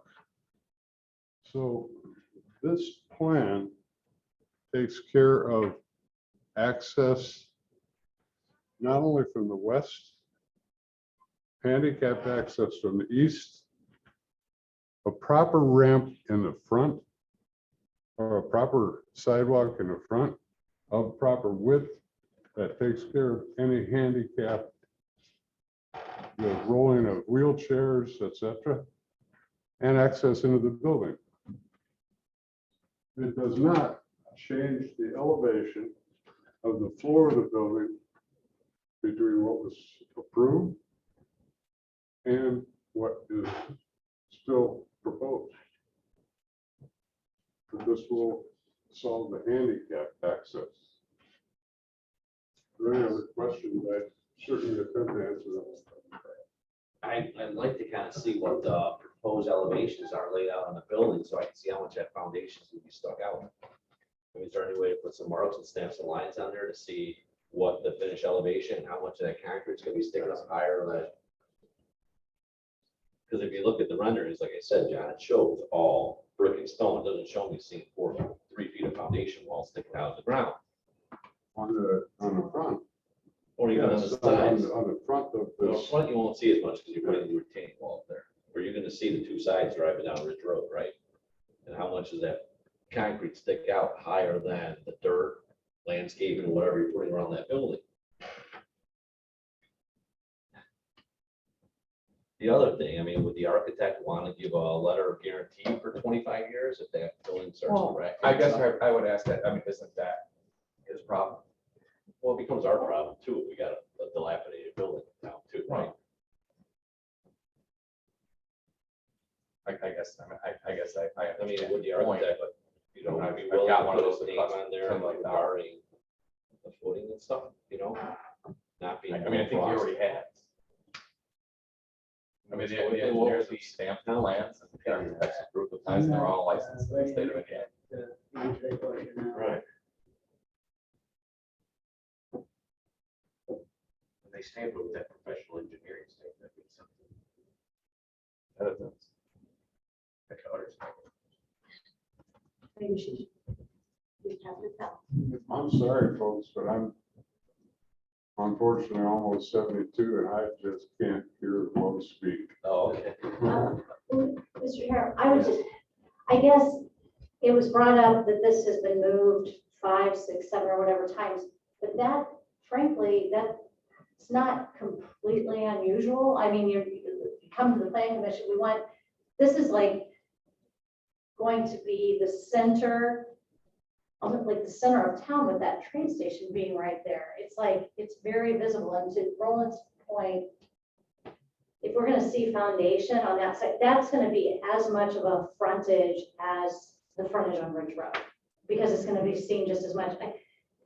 Because you've named all these different things that are gonna be different than what the elevations we saw, I can't even visualize it. Putting brick all the way down to the ground. And my other question would be, We have no issue with putting brick all the way down to the surface. but I mean, now we have ramps in places we didn't have ramps, right? And we have, Well, keep in mind the 2 real entrances of this building, entrances are in the parking lot side of it. This is if there happen to be people in Mr. Baker and Friedman's walking town that are gonna go in that door on Ridge Road rather than drive to the parking lot. but do we have that? Okay. Was that there before? It didn't have to be because it wasn't above grade. That was another thing we were requested to do, to put the side entrance. Well, Well, technically front entrances, but that's really the side of it. I know, but they were ground level. They didn't have to have a ramp to them because they were at grade, right? No. They weren't at that one. They were. They were, yeah. They were represented as being At at grade, grade, yes. yeah. So I guess, and I'm Plus trying. on the elevation, that's what.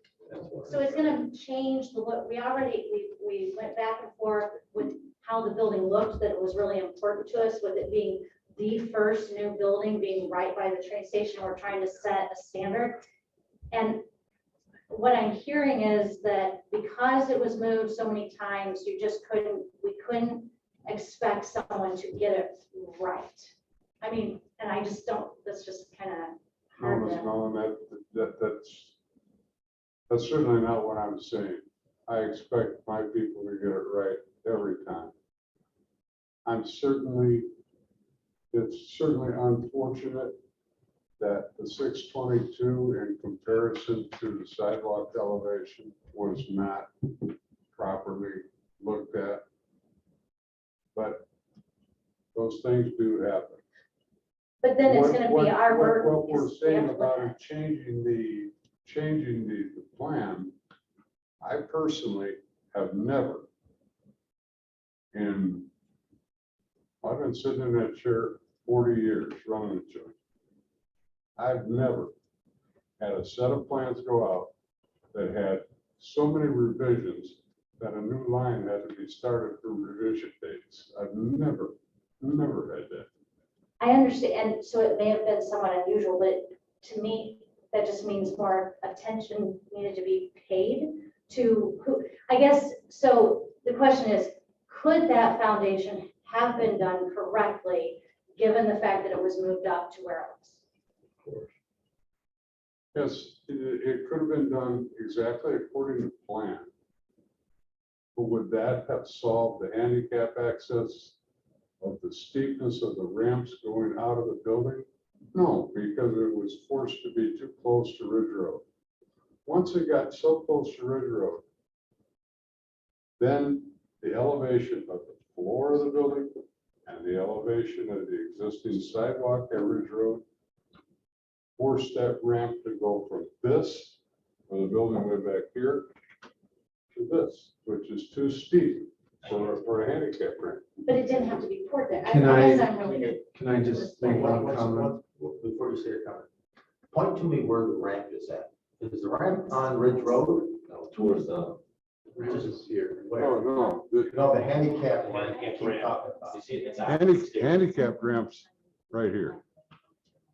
This is the handicap ramp So right what's here. coming off the Ridge Road? Just a step, 3 steps in? and a Where door to get nothing's into the building? actually coming off of Ridge Road. Right over here, going toward the train station is an extension of the frontage area where we want to put the handicap access. It's not a ramp, it's simply handicapped access once you come up the ramp. That handicapped access will go to a point where we can now have steps down. So handicap will not be able to access from the west. Handicap access will be from the east side of the building. From the sidewalk into the building, not in the parking lot, not in the traveled area. It would be into the building from the east side. Carrie, can you establish what the final elevations are and snap a line around the perimeter of that, what the grades would be, and stake out the corners of what the sidewalk would look like? And we could drive by and take a visual and see in hand if you have the corners laid out. Sure. I mean, that's pretty easy to do, right? You can see if the foundation's gonna stick out 18 inches, you know, and you can see exactly those corners where that sidewalk's gonna lay out on the existing sidewalk and how far it's gonna stick out. And then you can see in relation what that light pole or whatever pole and fire hydrant, if it's interfering with anyone walking down, riding a bike down there. Well, for one thing, yes, Roland, we can do that, no problem. The power pole that sits up up in this area, that power pole is the main communication line to the north side of Munster. Oops, that's hard to. That's hard. Actually, that power pole is being relocated by NIPSCO as part of the That South Shore was- project, so that's not gonna be in the way. So it's gonna be moved in the future. It will be moved, yeah, So we don't have to worry about that pole that's coming down. correct. Some pictures that I took. Various aspects of it.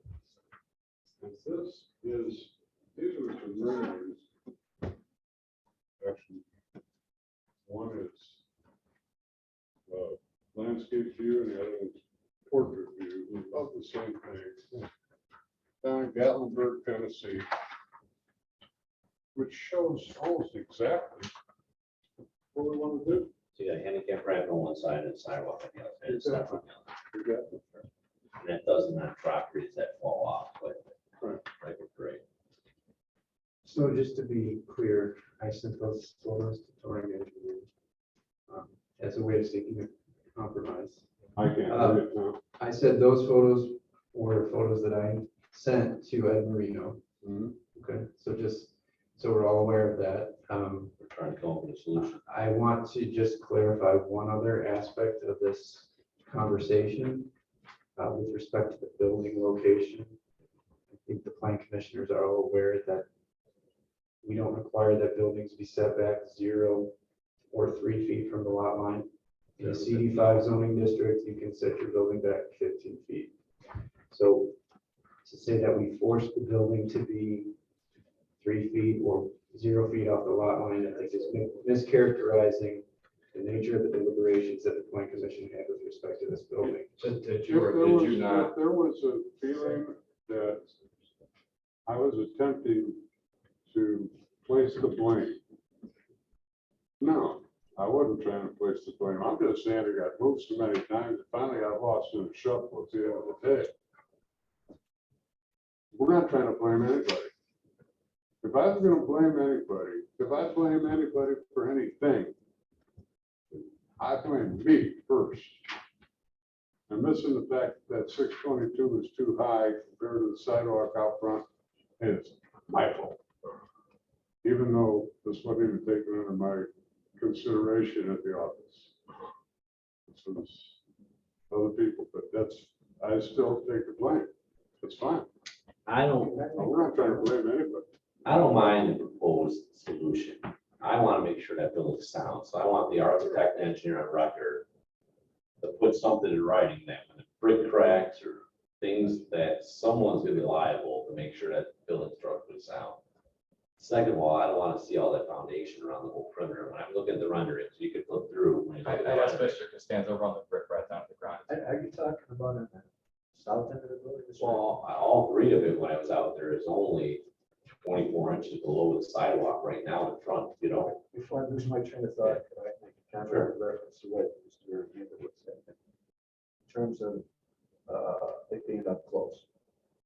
One of them, I was at so many meetings, and I took notes, and I was, he said that I assumed we were gonna set it back even with the other buildings. I even went out and measured it and called him. It says 20. I assume that's where it's going. So if you're saying I put it up there, that's not true. The fact of the matter is, it says it's 20 feet back to the adjacent buildings. And that's what we talked about, what he wanted. But as Mr. Speck said, the goalposts got moved. I called him up, he says, no, we don't want it 20 foot back. Now we want it right up in front. I said, okay. I would guess though, Mr. Costanza, moving that building any farther back doesn't make it work for parking either. 20 feet. If you move it back 10, 15 feet, you lose a bunch of parking spaces. That's Just- Well, Right, wrap it around. we kept Right. moving through the parking as many times as we moved the building. We moved the retention, and I was told we don't need retention, and then I was told they moved the goalposts, yeah, you do need retention. To be honest, we don't need to rehash all that stuff. What we need to do is hopefully work with you to Oh, try I to find a solution, I agree. whether it's the ramp. But we have to ensure next to the train station, and we're looking at this building, we're not looking at 4 feet of foundation. What good is a building to me like that? I agree. You know, and I don't know if your proposed footing lower, because you only have 20-inch footing. If you're gonna lopside it by laying brick off of a footing, running it up now, you know, you'd have, you know, because your brick ledge is. Well, I'm not gonna be running brick alongside the footing also. That's all the way down, that's on the ground. I understand that. What I'm saying is, if your brick ledge is not usable right now, which it isn't, you're way too high, your brick ledge. I could just lower that 6 inches too. Yeah, Well, now if you're talking 2 feet, now that's a different story. well, that's what I said. I don't know what your elevations are until Mr. Terrain goes there and shoots along the wall and snaps a little red line. And I can send my rapid concrete foreman out there, look at it and say, your building is way too high. So what I would like to do, when I mark those, Otherwise, I'll send my total station out there and I'll take a look and shoot it all and then my guy look at it, you What know. I want to do, I want to mark those, showing where the elevation of the floor will be, which will also be the elevation of the front handicapped access, Which is 620. which would also put 2 feet more dirt on the front of the building. On the east side of the building, the pavement will take care of most of that. West side of the building, it's just dirt. And the south or the north side of the building, we pavement again because that pavement comes up to the 622. So Well, it's probably your west side, which you don't have much of it. You're probably close to the property line, west side, aren't you? Don't have much Next door right room. away. don't have much room. You got 2 feet, right? Right. So you can't have 2 foot slope and 2 feet, right?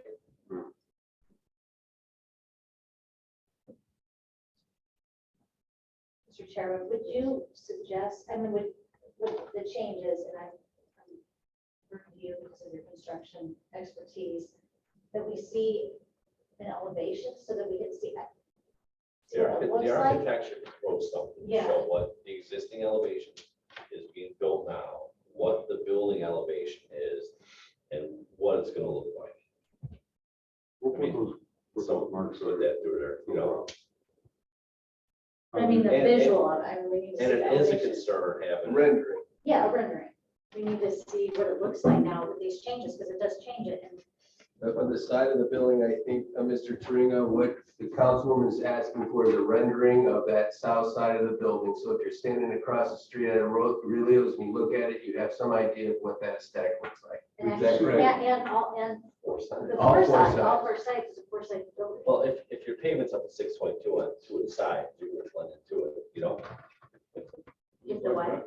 At least, If the pavement on this side and this side is based off. But of that's not the 622, aesthetic. It should be. I know what the foundation component of it. I'm That's talking the about inside the structure. It's gonna be this side. And what kind this of side. railing material and what you're gonna do with Exactly. the facade of the retaining wall, where the sidewalk is gonna fit, where the fire hydrant is, all that cool stuff. Well, let's take this a step further. In talking to the architect this afternoon,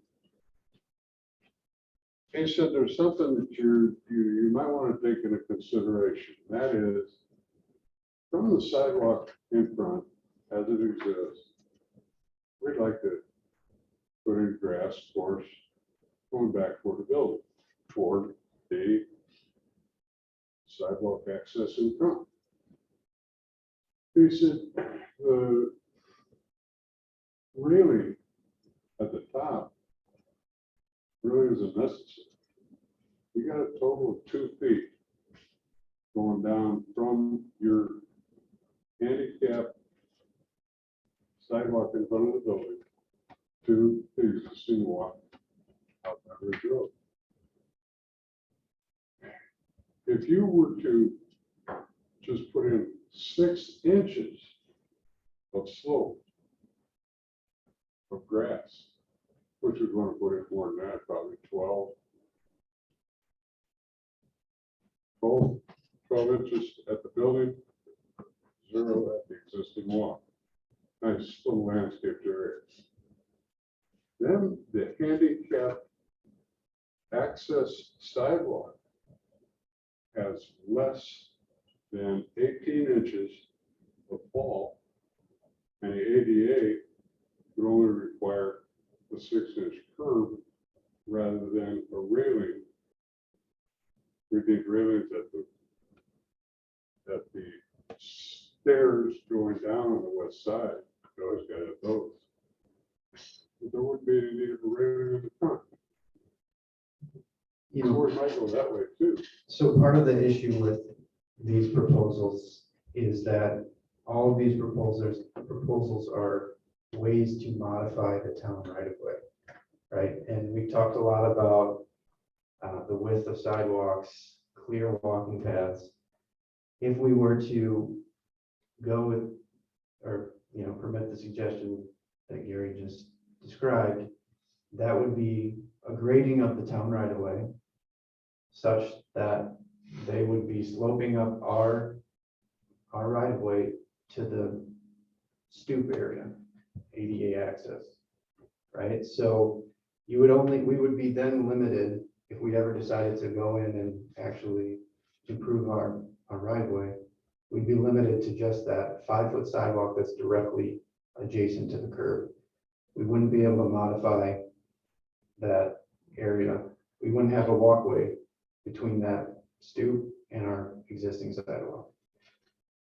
What we talked about multiple times with zoning ordinance, thoroughfare standards, streetscaping standards, we want to widen our sidewalks, right? We don't want encroachments further into the sidewalk. We don't want ramps and landscape berms within the sidewalk area. We want those areas to be clear, open, and accessible. There's been a lot of discussion about whether or not people will walk in this area. I would say that if there's going to be people walking in any area of our town, it's going to be this area. This is directly next to a train station. So, I mean, from my perspective, I think we came up with a pretty good compromise solution, but what they're proposing here is fine. But I think for the sake of the town and the future of this area and what we're trying to do here, we want to see improvements made to the right of way that meet our standards, not improvements that just allow them to ramp up dirt up to their building because they are too high. We don't have a problem with that. And when Mr. Tarrant, I'm just saying that there is that rule that if you have 18 inches or less elevation from a sidewalk, handicapped sidewalk, down to the grade next to it, you can have a curb instead of a railing. So if there's a problem with that, I would think that coming up 6 inches with that would be normally just like the parkway in front of my house, from a curb to my walk. But if there's a problem with that, we don't have to do it that way, put the railing. I'm just saying that that was a possibility brought up by the architect this afternoon. Thank you. Mr. Torrey. Just a clarification question. The little ramp, it says 3.6 degree grade there. That's just pavement. That's just sidewalk. That's just sidewalk. That's once you come off of this, the handicap access to get in and out of the building. You can go ramps out the east side. Yeah. Or you go down these 4 steps out the west side. And that's just a cement ramp. That simply connects to the Connects to existing sidewalk, Yeah. and it's relatively flat. Yeah, and I think last time what was envisioned was stairs coming down toward Ridge Road. So this actually looks quite like the bubble gum that has been proposed. I think the only difference, in fact, this picture has a light post and a hydrant right in front of it as well. I think the only difference is, as Mr. Vanderwood said, pavement up to this little brick wall here where the stairs are going up. Not here. We're not gonna have pavement. Here's our pavement out here. Or I mean cement, the sidewalk. Okay, well, yeah, that's where the sidewalk.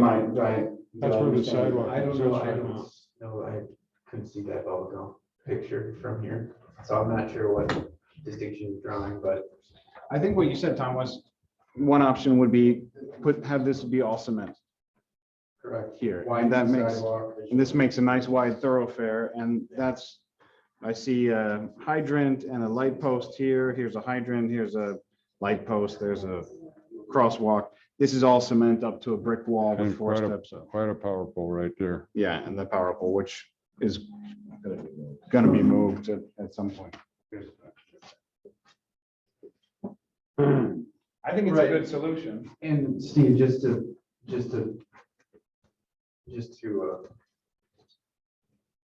confirm or affirm what you're saying, yes, there's a fire hydrant and a light pole for a traffic signal in the sidewalk here, and I think that's okay. The only difference is on this drawing, you'll see that this fire hydrant and this light pole are directly in the center of what would be the path of travel. So the recommendation that I would make is that these be relocated south to basically the curb zone as they're shown in here, in this drawing, or in this image. I personally would like to have the light poles right there at the end of our ramp, so that people are absolutely clear of that at night with the steps. I thought that worked extremely well. I have no idea where we're at right now. I mean, what the consensus are, or What I could just recap what I think I heard. There's a desire to make sure that especially from the train side, so the west side, that this building looks okay. I think the proposal was to brick we don't want an exposed foundation, so to brick down to grade. If you get off the train and look here, you're going to see brick, you're not going to see foundation. This ADA access from the east seems to be great. The stairs are 14-inch stairs, barely jutting out from the building. Looks like bubblegum. This seems reasonable. So I think, yeah. Mr. Costanza, I know, knowing Elephant, there's gonna be, just like I heard you say, there's gonna be concrete exposed on the west side, right? That's what I just said. Right. And that's. So wouldn't you They think? said what he was saying was we can't have dirt up against there. The cross province works. We're not gonna put brick and then Right. put dirt in front of it. But to put 2 feet of slope in 2 feet doesn't work well, you know? You would think, and I could run the numbers at my office, by the time you saw cut this foundation, move a light pole, maybe move a fire hydrant, do the whole walkway and ramps and all that with retaining walls and railings. Aren't you almost at a break-even point just putting the foundation in? Loss. What's I'm that? at a loss now. It's a No, loss. I'm saying, just taking the foundation out and lowering it, and putting it right, Well, and that's. adjust it to match the existing elevation. I mean, when you look at all that I stuff. answer, Mr. Raff, and it's, prices have gone up so crazy through all of this, that none of my prices are any good right now. Well, I know wall sawn's awfully expensive, right? If you have to cut that wall Well, I out. got a price on it, but You my know. concrete man will share some of that, and that it's half my fault, half his fault. They staked it, he put it up 6 inches higher than the stake, and I had something to do with it because I was scared about the frost. And if I don't have exposed concrete on the west side, which is, I mean, that's the railroad track side, I don't think that's very attractive in itself. But you have to have some dirt up against that wall, or you're gonna lose the frost protection that you even have, that may be kind of minimal, as you said. And I agree with that, Mr. Rath. I agree with that. So we've gone from 6-inch problem to ramps, to the west side, to, it just keeps growing and growing and growing, and that's what I've been going through for 2 years. That's what the problem is. And you're right, at some point, I went from I applied for this thing so long ago, it was under the old zoning. And that went on forever, to the point I didn't know what to do. I called John Reed, he wrote a letter to suspend our application until we could regroup. It was interpreted as, now we ended everything, now we're in the new zoning law. So I went and addressed everything to the new zoning law. Now, Mr. Speck, when he said move the goalpost, I can't tell you how many times this goalpost has been moved for me. And if you ask me where we're at financially, I don't even know. I got a steel figure from Omega Steel, and he was the lowest, it's $60,000. And all there is steel above the windows, and there's one beam going east to west, and one pole in the middle. And And that number's no good. Lumber is back up to $8 to $10 a 2x4. Call my guy Mace in the city, he'll get you a steel I price. know Mace, didn't he used to be in Hazel Crest? I know, he's been there, Greg Paddle's been there forever, but they have good prices. Isn't he in Hazel Crest? No, he's at 119 in Allstate. Oh, Michael Lloyd Bennett, that's my old neighbor. Not too far. No. Should we do this at the bar? But, I mean, I'm gonna say again, I don't mean to belabor this. My opinion, just being the lawyer guy, that guy's got a 6-inch property. Okay, It's a 3-foot problem, John. That's the problem. who issued the permit? Did I issue it or did he issue it? The town issued it. Issue a permit, spend a ton of money, and then basically be told, more or less, tear it out. It's cheaper to tear it out than move fire hydrants and light poles But he was issued and the saw permit, cut. excuse me, Councilman Rigo, but he was issued the permit, but if it wasn't actually laid out properly, why is it 3 feet above grade now? Why did they issue a permit? I don't mean to be crass with this. I'm telling you, get a permit, go develop a piece of property, get a permit. Listen, Build it and have somebody tell you to take it down. our building inspector does not sign or stamp any plans, okay?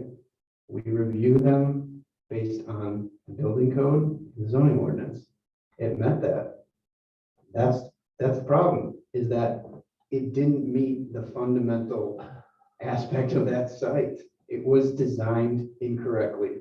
But it met all the codes, so it's lawful. If I'm you just want talking your law, customers to not be able to access the front of the building, yes.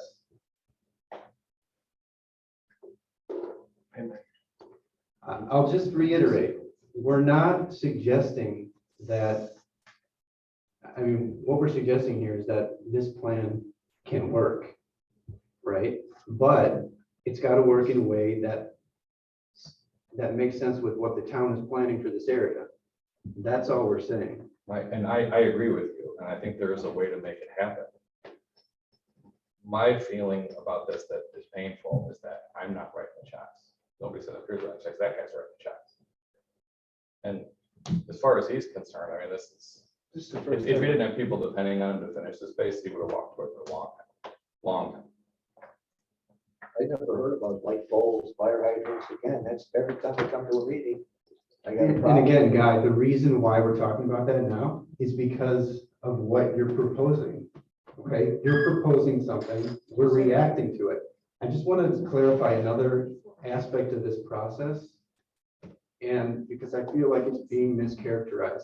The goalposts have been moved. They've been moved multiple times, but they've been moved closer to the applicant. There have been multiple variances granted for this project.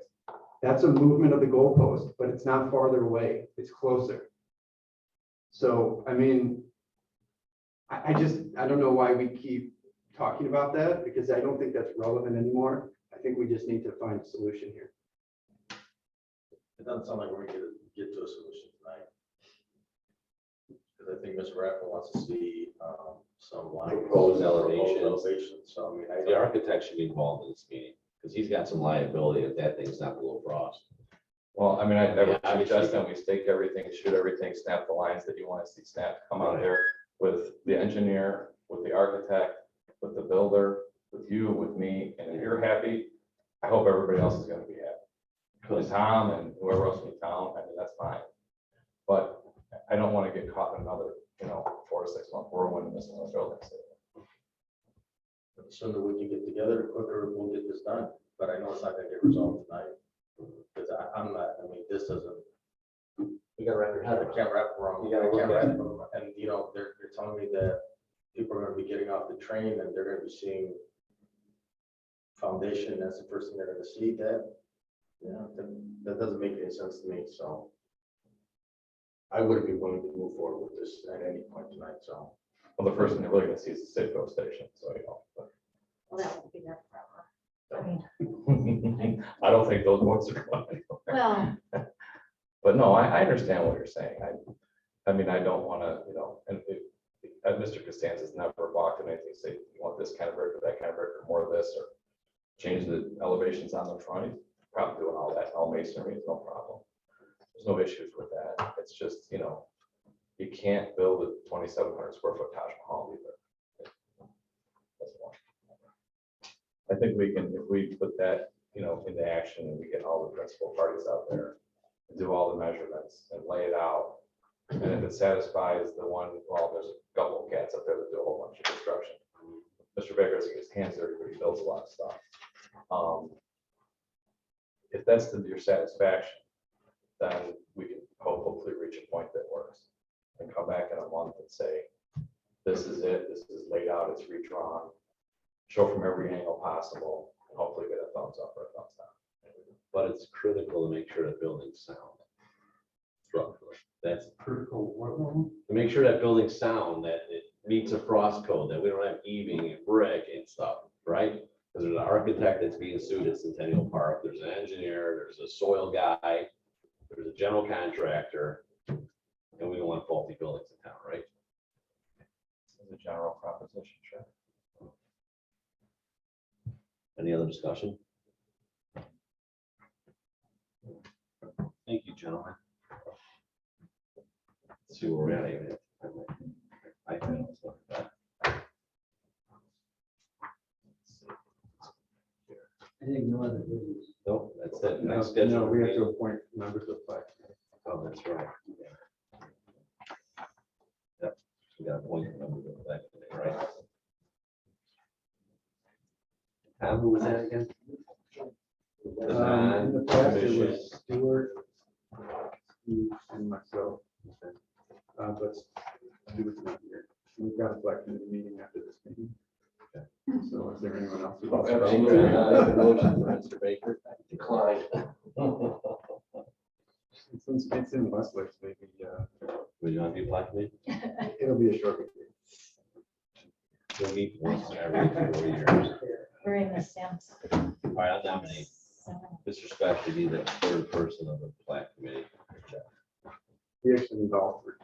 Oh, yeah, no, all three. All three? Only one here. Oh, okay. Then I nominate, was it Ms. Vanderwood, who else was it, Mr. Speck and Councilor Tulowitzki? That's my motion. I'll second it. Okay, So so motion and second, any discussion? I'll have you call roll. Counselor Mellon, Yes. Counselor Kulturitis. Yes. Counselor Tulowitzki. Yes. Bill Baker, Yes. Brian Specht. I abstain. Cam. Yes. Okay, Chairman Raffin. Yes. Well, next regularly scheduled meeting, it's not on here, but it's May 10th, right? That's correct. Yes, it'll be May 10th. We have motion to adjourn. Yes. We have motion and second, all in favor? Aye. Any opposed? Me. You want to stick around? Yes. You want that shot right where the color is gonna be. If you shoot a line and snap a line around it, you can see what's gonna be sticking out, what's proposed grade, because they're the top of the foundation, right? You know, now on the parking lot side, it shouldn't be much different because it's already got the parking lot. Parking is up to the thing, to its side, it's the third side on the west side, but the south side, if we change it to the wall anyway. You know, but it would be nice to see the stakes in the right of way, the corners, show where it kicks out, and then, you know, where you get the sidewalk. And across the sidewalk, right? President's like priority with the fields.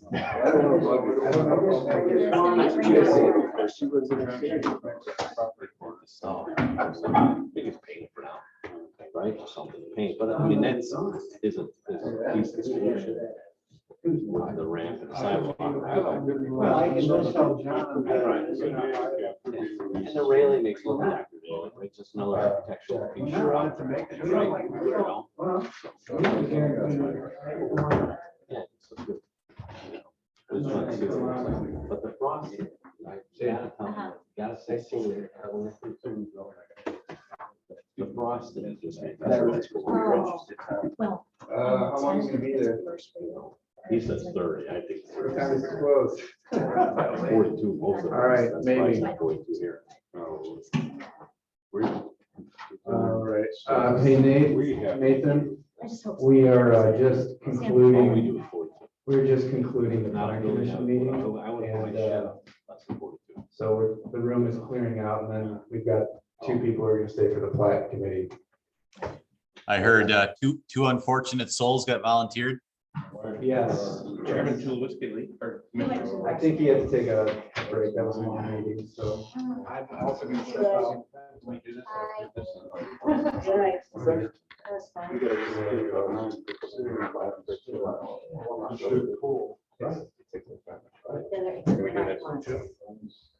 We do it in 2 minutes. About 2. Five. Western one, 6 to 3. Or CB doesn't drink. Oh, did they really? Yeah. Nice. I hope our rain gets rescheduled. Like I said, the one for tomorrow night looks, it shows a big total rain. Yeah. That's the one I can make. Yeah, I got Ah, About ready. I should have stayed home. What? They played Lake Central tonight. Yes, like 6. Wait, no, it, Jeff, I think it was 6-3 of it. Like I said, Sam didn't play, but he didn't think, he was saying, Mom, I don't think I'm gonna play much. I don't want you to be disappointed. I'm not disappointed. I'm glad you're doing, having fun. And he said, Joy, you know, I mean, it's got the press. I know John's gonna be so pissed at me, but I couldn't keep my, like, That's, I meant I'll call Johnny, and Johnny, I get what he's saying, because he's right, he said. which Yeah, part then? foundation permit, okay. But the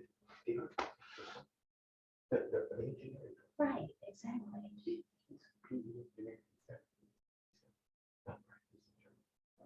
Whatever it is. Exactly. Exactly. I love that. Well, and what Roland was saying, I know what, it seemed like I couldn't quite comprehend it, but all the things that you're talking about, and the only reason those new changes are coming in is because it's not built right. I mean, it's not like we said, oh, you have to move all of these things, like, and they said, we shouldn't have to redesign it, and I'm like, well, it was at the right grade, we already approved it. I don't know, I'm about ready to just, my head's gonna just explode. It's like when you're trying to cut a piece of paper and you get it perfect. and like, oh, shit, I gotta fix it. Yeah. Fix it again. and Yeah. All of a sudden you don't have what you thought. But you're the one cutting it. You're the one cutting it, right? Well, that's what I said, I'm like, they just, I can't, I'm not sure. Okay, plat committee. Yes. Have fun, guys. Okay, thanks. Enjoy. All right, I am the chairman of the plat committee. My name is Tom Vanderwood, so we'll do roll call. I'll call this meeting to order at 9:39. 39. We'll do roll call. We have myself present, Tom Vanderwood, Steve Chilwitzky, present. Brian Specht. Present. Okay, we're all here. We have a quorum. We have one item on the agenda this evening, which is a preliminary plat for a minor subdivision located at 9817, 9825 Whitehall Garden. Sure, I'm reading that right. Barely can see that from here. Just for the sake of everybody here, this is, because this is a residential subdivision, it only involves a single lot. We're creating one single lot. It doesn't involve the opening of any public right of way. It's what's considered a minor subdivision. It's defined by our code as a minor subdivision. In our zoning or our subdivision ordinance, we permit a minor subdivision to be a preliminary plat for a minor subdivision to be approved by the plat committee without a public hearing. So normally for a preliminary plat, you would be required to advertise, do the legal notice and all that. Because it's a minor subdivision, it's not required. So tonight we'll be reviewing this plat. We will approve the preliminary plat, and then ultimately the plan commission will approve the final plat at their next meeting. Again, there's no need for a public hearing. However, Nathan, you will have to notify via letter everyone within 200 feet that this action was taken and allow them to essentially appeal the decision to the plan commission if they choose to. That's never happened historically, but it is required. Right. When is that next meeting, Tom? The next May meeting 10th. will be May 10. So it's Is the that- second Tuesday of the month, At 6 o'clock or 7? 7:30. 7:30. Okay. Got it. So we've all been provided the preliminary plat. This is a location map showing you where where these two lots are. This is Whitehall Garden. This is Margot. I can't remember what's. That's Leicester. Leicester. And again, it's just two residential lots, 131 and 132 in Westlake's Edition Phase 1. The applicant owns the lots and is seeking to consolidate them into a single lot in order to build a single-family home. The building plans have been provided. Let me just scroll down here so we can all look at those. This big old range. So similar to some of the other projects that we've been seeing in Munster, it's just a wide house and it requires two lots. And I think the application also said that the owner desired to just have a larger yard. So in our residential districts, we do not have any maximum lot width. So there's really nothing that would preclude these lots from being consolidated. I'll just go back up and show the plat just for everybody. So this is the actual preliminary plat document. This is what is being requested to be approved. Again, if it gets approved tonight, it'll be printed on a Mylar, taken to the plan commission meeting and approved as the final plat. It'll get signed and then recorded. Are there any questions from the board? Is there anything else, Nathan, that you'd like to add with respect to this application? No, I appreciate that, Tom. And guys, thanks for staying late here. No, my client's a great lady. And like you mentioned, is just looking to build on a bigger lot, wider home. She's getting up there in the years, so a ranch is necessary. What she's just looking to do is enjoy a lot of good landscaping surrounding this property. And by putting it on two parcels, that will enable her to do so. And it's my understanding that this would not be the only one in this subdivision. There have been a couple over the past couple of years, is my understanding. So this is not unusual for this particular development. That's correct. It would fit right in. Yep. Okay, we've got a motion from Brian Speck to approve the preliminary plat. Second.